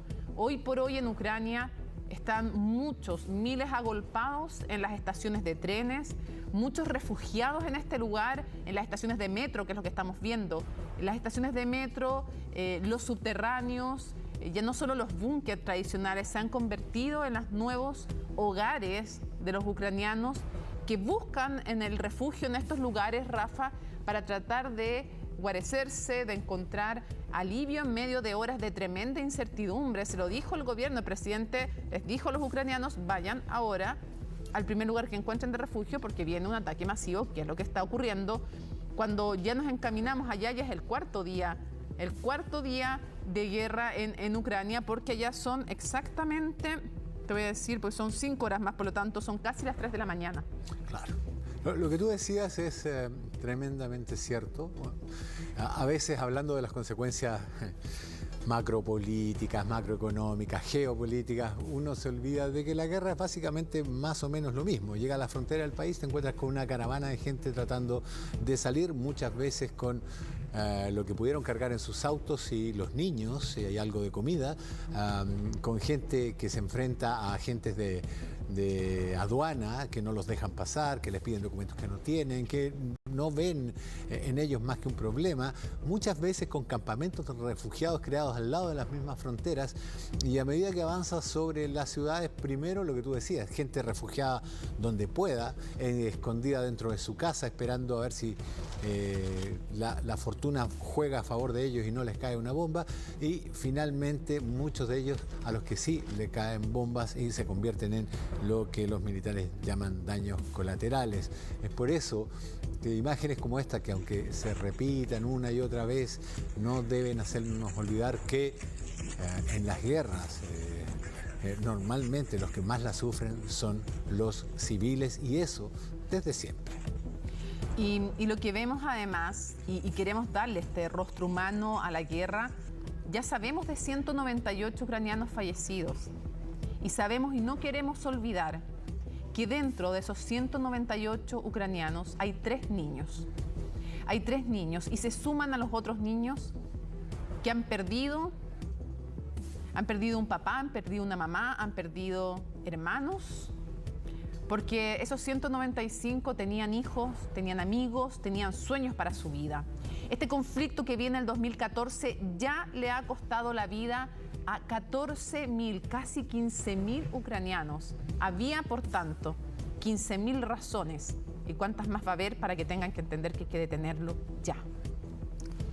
21:56, y cómo han seguido acompañando las redes sociales esta tercera jornada de guerra en Ucrania. Influencers siguen subiendo sus videos intentando mostrar lo que pasa en las diferentes ciudades ucranianas. En la siguiente nota revisamos algunos de estos registros. Desesperación y conmoción. La guerra continúa. Las redes sociales registran minuto a minuto la tensión y el dolor que atraviesa Ucrania. Estos días, los influencers y personas comunes y corrientes han tenido el valor de relatar cuál es su situación en medio del acontecimiento bélico. Desde las 5 de la mañana comenzaron a bombardear. En este momento estamos bajando bajo tierra para poder defendernos. La cosa que está pasando aquí es de verdad. Tenemos tanques en toda la ciudad, tenemos aquí helicópteros por todo lado. Tenemos rusos que están invadiéndonos, nos están bombardeando, están golpeando los aeropuertos, los hospitales, tenemos muertos. Es muy tremenda la situación aquí. Este bloguero argentino logró escapar de Ucrania y narró cómo fue su escape, donde el rol de un colectivero fue clave.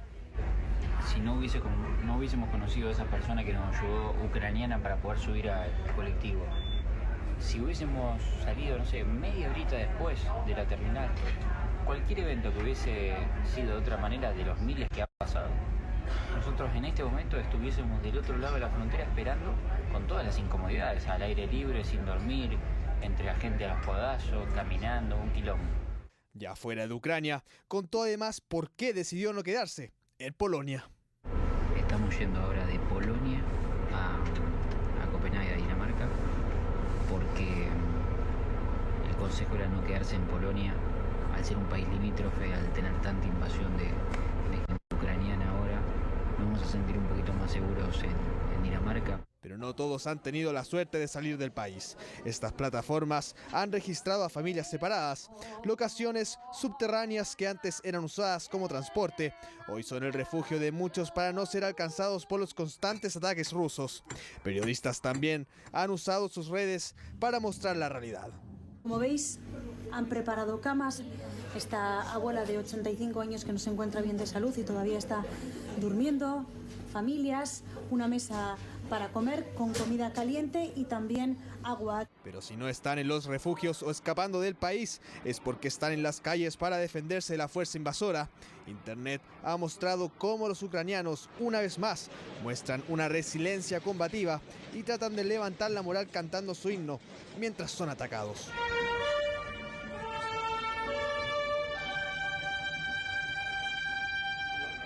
¡Slava Ukraini!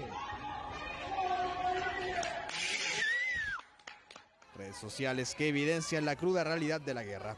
Influencers y personas comunes que a través de sus cuentas relatan lo lamentable que ha sido vivir en medio de la invasión rusa a Ucrania. Bueno, y les recordamos a todos ustedes que a partir de las 22 horas Chilevisión está autorizado para transmitir programación para mayores de 18 años. Y las imágenes que van a ver ustedes a continuación es del lugar. Primero, lo que observan ahí arriba es Kiev. Kiev, una ciudad que se extiende a ambos lados del río Dnieper. Y acá abajo, en Vasilkov, está los estanques de combustible que están ardiendo durante toda esta noche. 1, 2, 3, 4, 5, 6, 7, 8, 9, al menos 9 estanques grandes de combustible.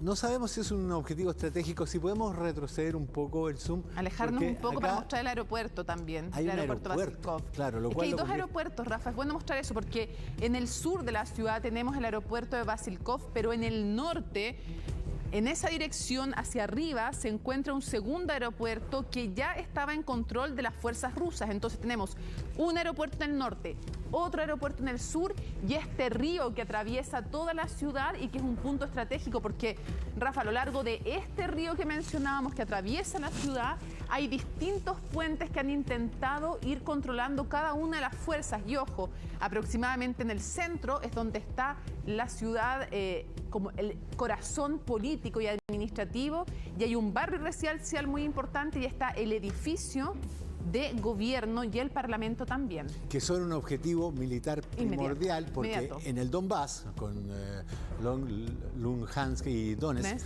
lo primero que se hizo fue ganar los edificios administrativos. De inmediato, porque es un símbolo político muy potente. Y además toma preso al que sea al que se encuentre. Pero ojo, están estos edificios que les mostrábamos y de los cuales les hablábamos, tanto el Parlamento y el Palacio Presidencial está muy cerca del río también, que atraviesa, claro, el Dnieper, que atraviesa toda la ciudad y por lo tanto entonces la batalla en distintos puentes es muy importante. Bueno, hay también un monasterio que es muy clásico también, que ustedes van a ver en una y otras imágenes, que es el que se ve en este sector también. De nuevo, muchos edificios importantes a lo largo de este río que marca la historia y que marca el carácter también de Kiev, la capital de Ucrania, y vemos distintos monumentos importantes, relevantes a lo largo de la ciudad. Ven, aquí están los puentes de los cuales hablábamos también, que conectan algunas áreas, distintos barrios residenciales también con estos edificios importantes desde el punto de vista político. Claro, y que son un objetivo militar que busca controlar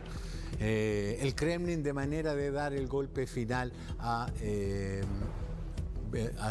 Zelensky, porque hasta ahora él, aunque en algún momento se pensó que no iba a tener mucho tiempo ni mucha capacidad, ha demostrado ser bastante hábil para resistir y contar además con algo que no se había contado en los cálculos iniciales. Es con una población muy aguerrida que hasta esta hora ha prestado una encarnizada resistencia al avance de las tropas. Sí, lo que uno trata de dirimir a esta hora de la noche es si los ataques que se habían realizado en las jornadas anteriores tienen algún punto de comparación con los que se van a hacer a partir de ahora, cuando la presión internacional empieza a volverse más seria y mucho mayor sobre Vladimir Putin. Rafa, y además, contando las imágenes que veíamos, mostramos en el mapa dónde están estos tanques de combustible que han estallado.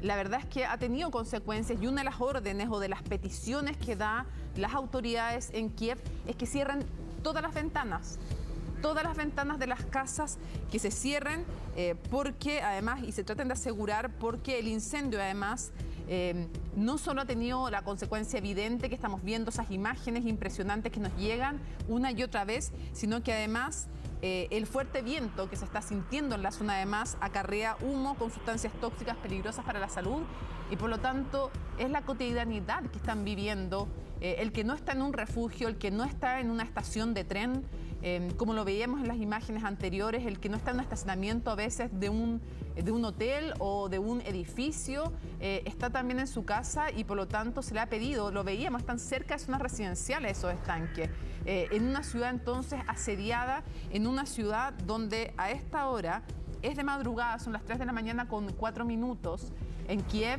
y continúa entonces este ataque.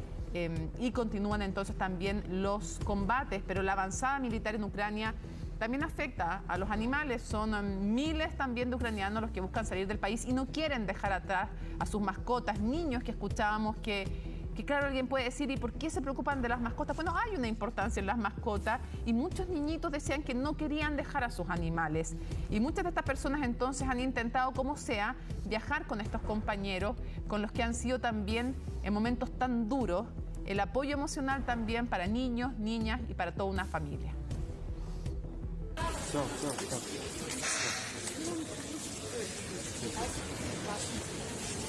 Este es uno de los tantos registros de los habitantes de Ucrania, quienes se han tenido que refugiar en el metro de Kiev ante el inminente peligro.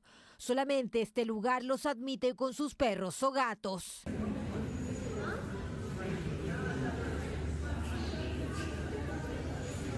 Bueno, me da gusto saber que no soy la única que sale con su mascota. ¿Right? La avanzada militar rusa también afecta a perros y gatos atemorizados por los bombardeos y los ruidos de las explosiones.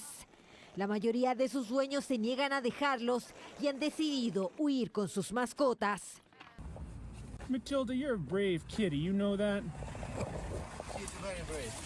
So Matilda was up You are the best cat, Matilda. Yeah. Okay, gentlemen, if you don't mind, No. I'll find another place to live now, because my home is apparently dead. Historias dentro de un conflicto donde miles de familias ucranianas buscan salir del país y poner a salvo a sus seres queridos. Perros y gatos de diferentes tamaños se pueden observar viajando con sus dueños, ya sea en tren, automóvil o a pie. Polonia se ha convertido en el primer destino al que están acudiendo. Vinimos aquí con toda la familia, incluso trajimos a nuestras mascotas con nosotros, no queríamos dejarlas atrás. Nos recibieron muy bien, aunque tomó mucho tiempo llegar a la frontera. No nos arrepentimos de haber venido aquí. La frase "no te voy a abandonar" es lo que más se repite en quienes han decidido escapar con los animales, quienes son parte importante de su núcleo familiar. Las sirenas de alarma, los bombardeos, las explosiones, el salir, por supuesto, de su zona segura, eso claramente va a generar consecuencias que pudiesen ser a mediano, corto o probablemente también para quienes sean más vulnerables a largo plazo, y en eso vamos a tener que prestar especial atención. Pese a que el traslado ha sido numeroso, otro gran porcentaje de animales no podrá abandonar el país. Pero no podemos dejar de considerar además qué ocurre con los otros animales que quedan muchas veces a su suerte, por ejemplo, en planteles productivos, en centros de rehabilitación, en parques zoológicos, que sin lugar a duda cuentan con protocolos para reaccionar frente a desastres naturales, pero es muy poco probable que los tengan para un conflicto bélico. Y también está el caso de familias que por necesidad no pudieron llevar a sus mascotas. Los soldados ucranianos, por ejemplo, han subido algunos registros que dejan en evidencia que los animales sin hogar se han convertido en sus compañeros durante las vigilias. Panorama incierto para el pueblo ucraniano y que sin duda repercute en sus fieles compañeros. En Kiev son las 3 de la mañana con 8 minutos, Rafael. En Moscú, 1 hora más, un país que tiene 11 usos horarios, pero en Moscú, 4 de la mañana con 8 minutos mientras continúa el ataque. Sí, probablemente mañana vamos a estar sabiendo por grabaciones hechas durante la noche de qué otros puntos fueron atacados. Esta mañana la mayor cantidad se la han llevado Kharkov y Kiev, además de Odessa, que también ha estado bajo ataque.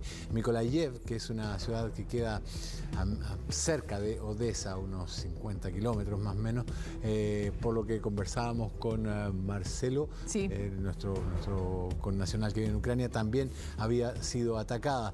Pero no sabemos o no sabremos el nivel de daño causado hasta que llegue la luz en la mañana.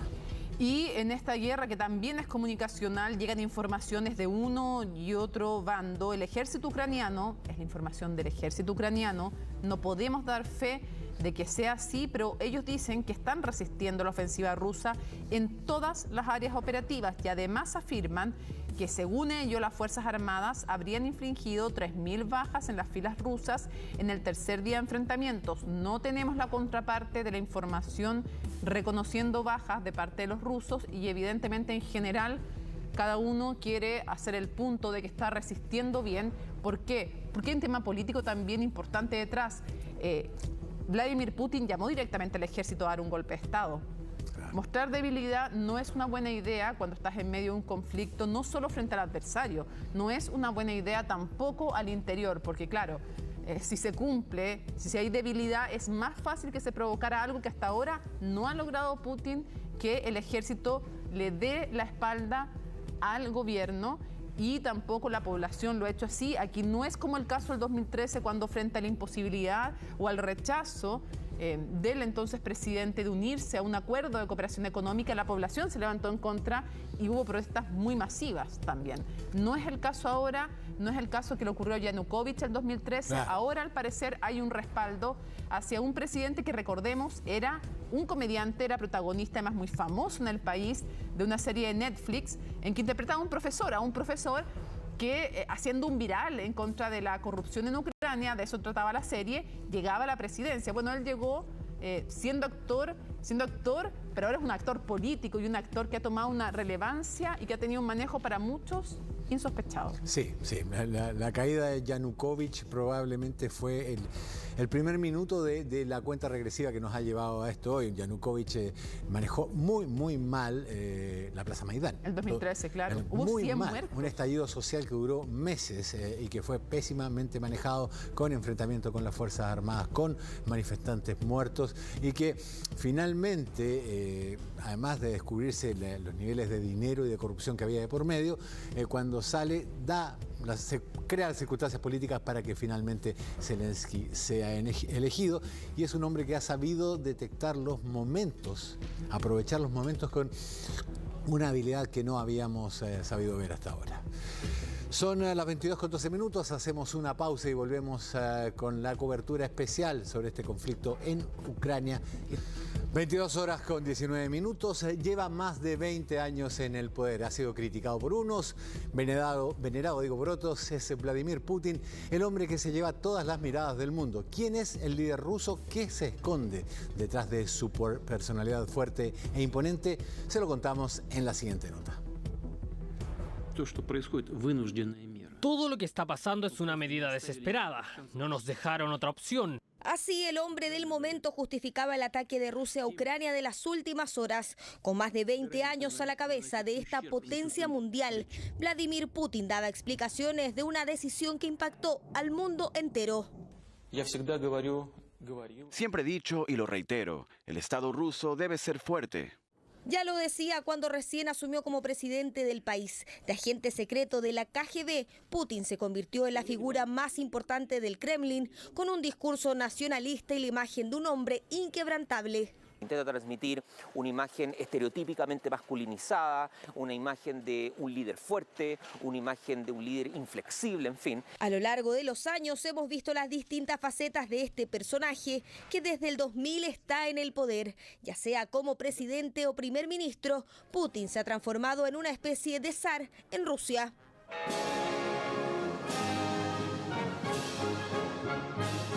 Imponente en las ceremonias, o nadando, cabalgando a torso desnudo, jugando hockey o practicando su deporte favorito, el judo, el líder ruso construyó una imagen que le ha traído alta popularidad. Es un líder fuerte, autoritario, se ha dejado ver como un individuo que también hace gala de su fuerza física y también de temas que lo conectan con amplitud de características personales. Ellos realmente creen que él es un superhéroe y que sin él Rusia se desmoronaría y no quedaría nada del país. Idolatrado y querido por unos, criticado y denunciado por otros, Putin ha sido acusado de estar detrás de leyes draconianas en contra de homosexuales y de perseguir duramente e incluso asesinar a opositores de su gobierno.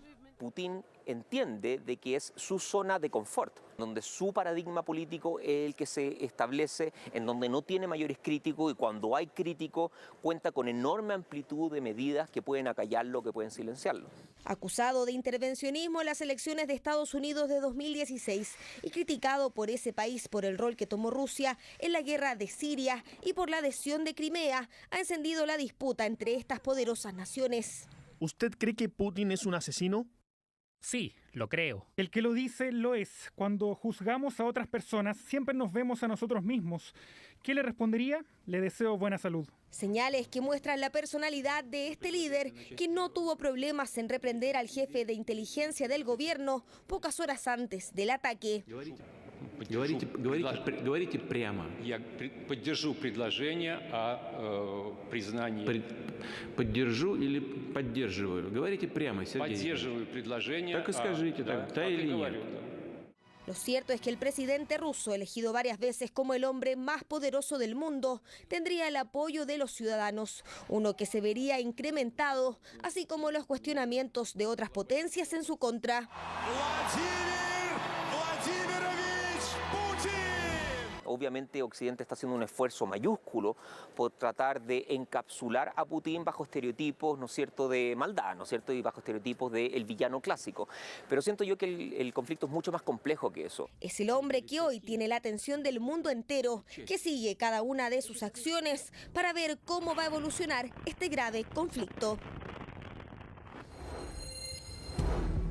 Bueno, y vamos a revisar portadas de medios internacionales y Rafa, también, no solamente en inglés, también tenemos ejemplos en español, porque muchas personas nos dicen, yo no hablo inglés, ¿dónde puedo encontrar información buena? Bueno, lo vamos a ir revisando mientras, obviamente, un renovado asalto y Rusia bombardea Kiev. Ahí está el New York Times, dando además cuenta cómo las naciones occidentales además van subiendo los esfuerzos por imponer sanciones económicas a Ucrania, lo decían otros los titulares. Decía que los ciudadanos toman las armas en la sitiada capital. A ver si podemos retroceder, se podría retroceder o no al diario anterior para mostrar eso que también era relevante. Lo vamos a hacer entonces para poder hacer eso mientras The Sunday Times. Voluntarios cazan a traidores y espías del Kremlin mientras el miedo se apodera de Kiev. Y esto es otra noticia también importante, Rafa. Dicen en el plano económico, los aliados echan a Rusia del sistema internacional bancario de mensajería. Ahora, echan es un poco exagerado porque la verdad es que son algunos bancos los expulsados. Si lo echaran del sistema SWIFT completo, se prevé que podría caer en un 5% el Producto Interno Bruto. De eso estamos hablando. Así de grave es esa medida. Mientras, mira, Abramovich se tuvo que ir del control, no era propiedad, pero el control del Chelsea se lo entregó a la fundación, entre otras cosas. Bueno, dice, amargado y solo. Aislado Vladimir Putin. No sé qué tan aislado. Este es el diario del sur de Alemania, dice Ucrania reporta fuertes combates en todo el país, en toda la nación. Y sale ahí imágenes de un camión de transporte, no sé de qué origen, no tenemos ninguna forma de saberlo, y a un soldado que también es difícil suponer, es fácil suponer que es ucraniano, usa el clásico automat Kalashnikova y el uniforme de los rusos creo que es más verde. Sí, y en el texto abajo también dan cuenta del envío que autorizó finalmente Alemania de armas en un hecho inédito que nadie pensaba que se iba a provocar la decisión de enviar armamento alemán hacia Ucrania, que es también lo que destaca la prensa porque ha sido una de las noticias más importantes. Y aquí lo que les recomendábamos también, para que nos están preguntando a través de redes sociales, si hablo solamente español, ¿dónde me puedo informar? Un excelente medio para informarse es el diario El País, aparte, por supuesto, de las plataformas de Chilevisión Noticias y de CNN Chile. O sea, partamos por ahí también, pero de otros medios, ahí lo tienen. Ucrania planta cara a Putin en el titular principal con imágenes además que se van sucediendo. Y como pueden ver además a la derecha, Rafa, es clásico en el diario El País. Hay mucha buena infografía para poder ubicarse, para poder entender. Hay videos, hay fotos, hay sistemas interactivos también.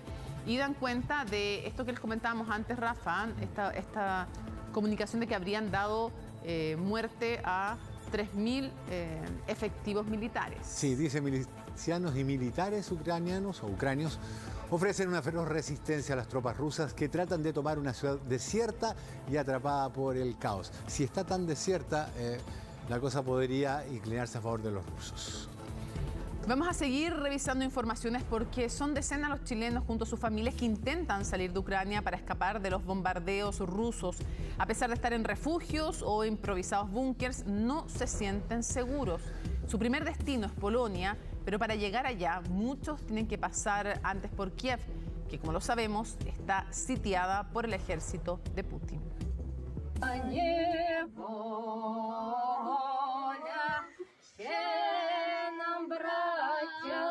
bajo tierra se protegen de los bombardeos familias completas. Así también lo hace Mario, chileno artista circense atrapado en Ucrania. Está escondido en un garage como este junto a su esposa e hijo.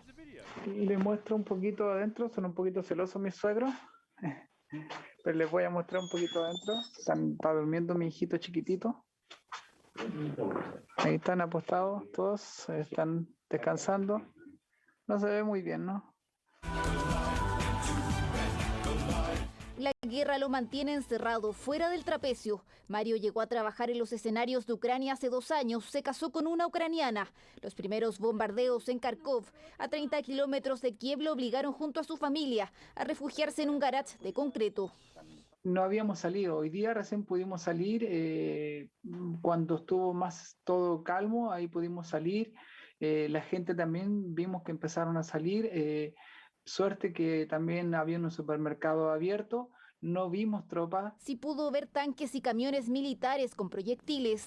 Los bombardeos rusos fueron muy cerca de su departamento. Junto a su familia están buscando opciones para poder salir de Ucrania. La meta es llegar a Polonia. Ya tenemos las maletas preparadas y vamos a probar irnos mañana. Ahora me queda solamente hacer una travesía maratónica en estos momentos, sobre todo la situación que se está pasando.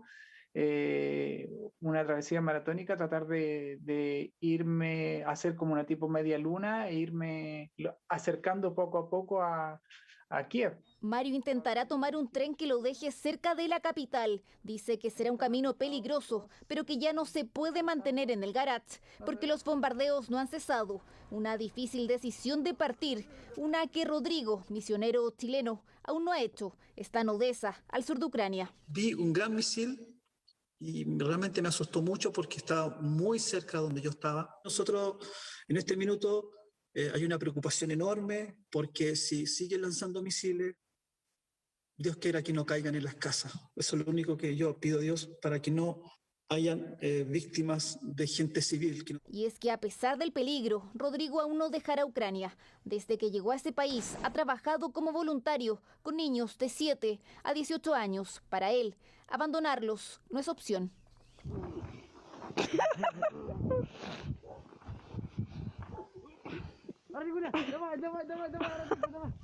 Si esta situación sigue, se empeora, yo creo que voy a tener que tomar la drástica decisión de irme. Me duele el corazón, me pongo muy triste. Si fuera así, de partir en forma rápida, irme, porque yo voy a pensar en ello.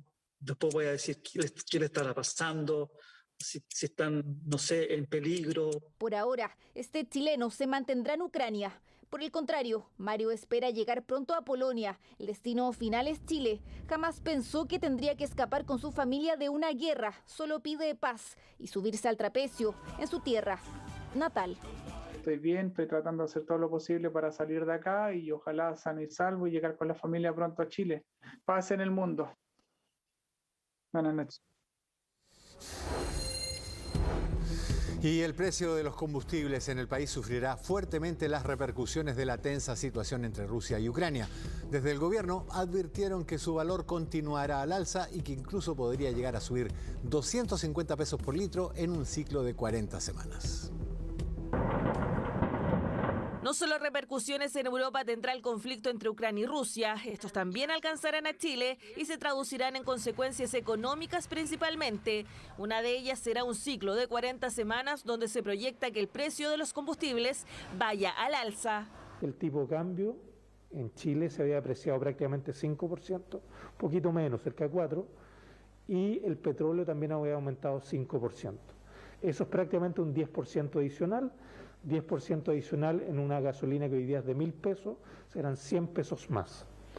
Y por eso que eventualmente podríamos tener hasta 250. Una noticia que no dejó muy contentos a quienes utilizan diariamente el automóvil como medio de transporte o como su herramienta de trabajo, por lo que llamaron al gobierno a tomar medidas para paliar el aumento que se aproxima.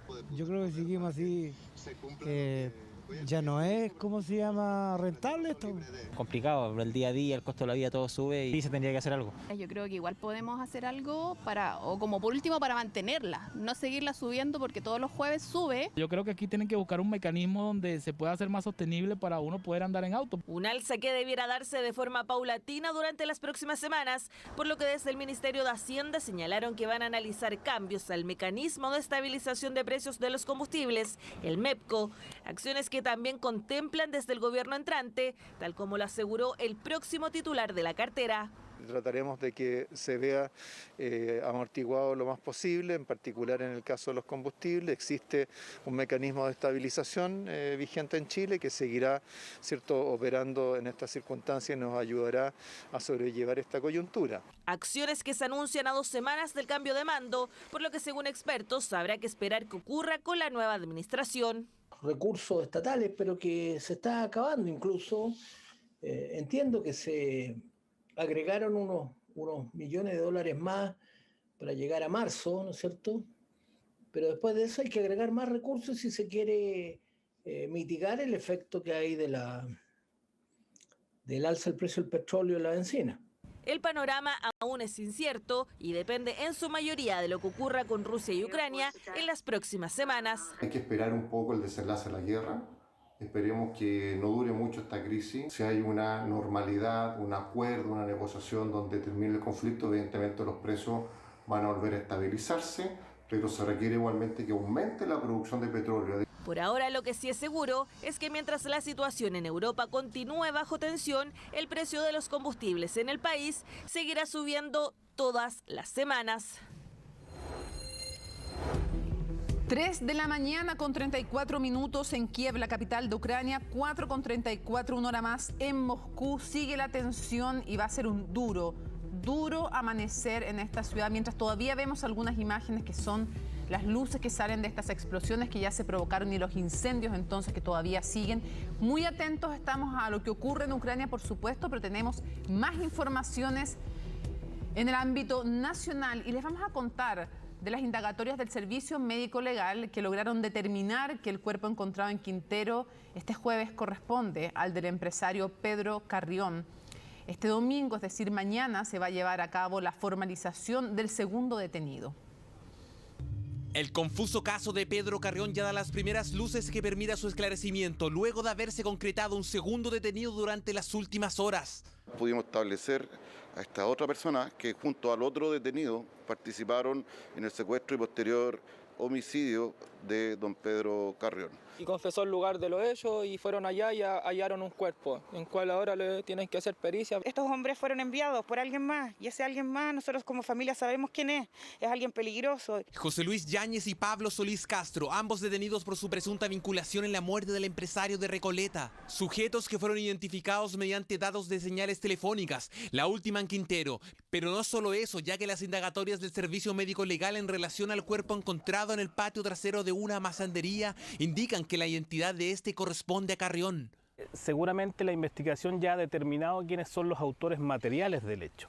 Probablemente hay más personas involucradas porque en general este tipo de delitos no se comete por una o por dos personas, sino que necesitan más colaboración. Eso es lo que justamente piensan los familiares de Carrión y en ese sentido es que contrataron a peritos particulares para ayudar a las indagatorias de la Fiscalía. Nosotros creemos que evidentemente hay más personas que participaron en el delito. Hoy en día se está tratando de analizar en lo posible qué es lo que ocurrió en el lugar en Quintero donde se encuentra el cuerpo de Pedro Carrión enterrado y ver qué otros participantes hay, qué pasa con las personas de la casa, de los dueños del inmueble, qué noticias tenían respecto del entierro del cuerpo en el lugar.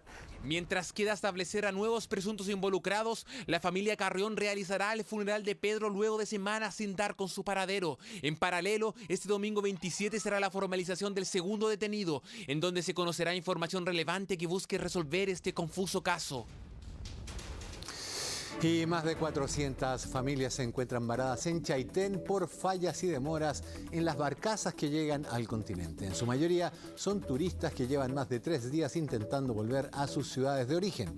Denuncian un total abandono por parte de las autoridades pertinentes y hasta falta de alimentos.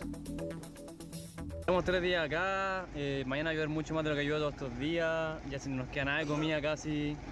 estamos colapsados. A esta realidad se han tenido que enfrentar todos quienes llegan hasta Caleta Gonzalo en Chaitén. Cientos de vehículos se encuentran varados en este lugar de embarque de los ferries que contemplan este trayecto bimodal de la carretera austral. Desde el miércoles 23 están esperando poder alcanzar una barcaza que les permita seguir su viaje. No hay solución de nada, la gente ya está colapsando. Por favor, necesitamos toda la ayuda posible. Todo se debería al desperfecto en una de las embarcaciones, alterando así la continuidad del servicio. Una situación sumamente preocupante, puesto que hay familias con niños y lamentablemente cada vez se vuelve más complicado conseguir alimentos. Llevamos 3 días aquí sin comida, con poca agua. Lamentablemente el restaurante que está aquí es súper caro y no vamos a estar viviendo 3-4 días con puro kuchen de manzana porque no corresponde. No hay ningún orden acá, estamos esperando y no tenemos nada más que comer. Necesitamos ayuda, que nos traigan alimentos por último, si no nos dejan pasar. Acusan que el servicio ni siquiera está funcionando para quienes ya tenían los tickets comprados con antelación. Y desde la empresa marítima Somarco no dan ningún tipo de respuesta ni solución. Si salimos de acá, perdemos nuestros puestos, ¿cierto? Y se sigue acumulando gente, más la gente que viene con sus tickets, entonces ya está muy complicado venir para acá. Estas son las condiciones que todos están durmiendo. Todos los vehículos, porque no se pueden poner carpas, no se puede nada. Estas son las condiciones de los baños para toda la gente que está esperando. Intentamos hablar con la empresa para saber por qué no están funcionando las barcazas y qué soluciones se les dará a los pasajeros. Sin embargo, no tuvimos respuesta alguna. No hay solución de nada. No sabemos. Llegamos hoy día en la mañana y no había pasado gente de ayer, así que no sabemos. No, está complicado. Gente toda duerme dentro de sus vehículos porque no pueden poner carpa por el tema de la lluvia. Ahora escampó un poco, no hay ni una autoridad que se hace presente. Registros que dan cuenta de la intranquilidad de aquellos que estaban por finalizar sus vacaciones y que no han podido completar su viaje por el no funcionamiento de un servicio esencial de transporte.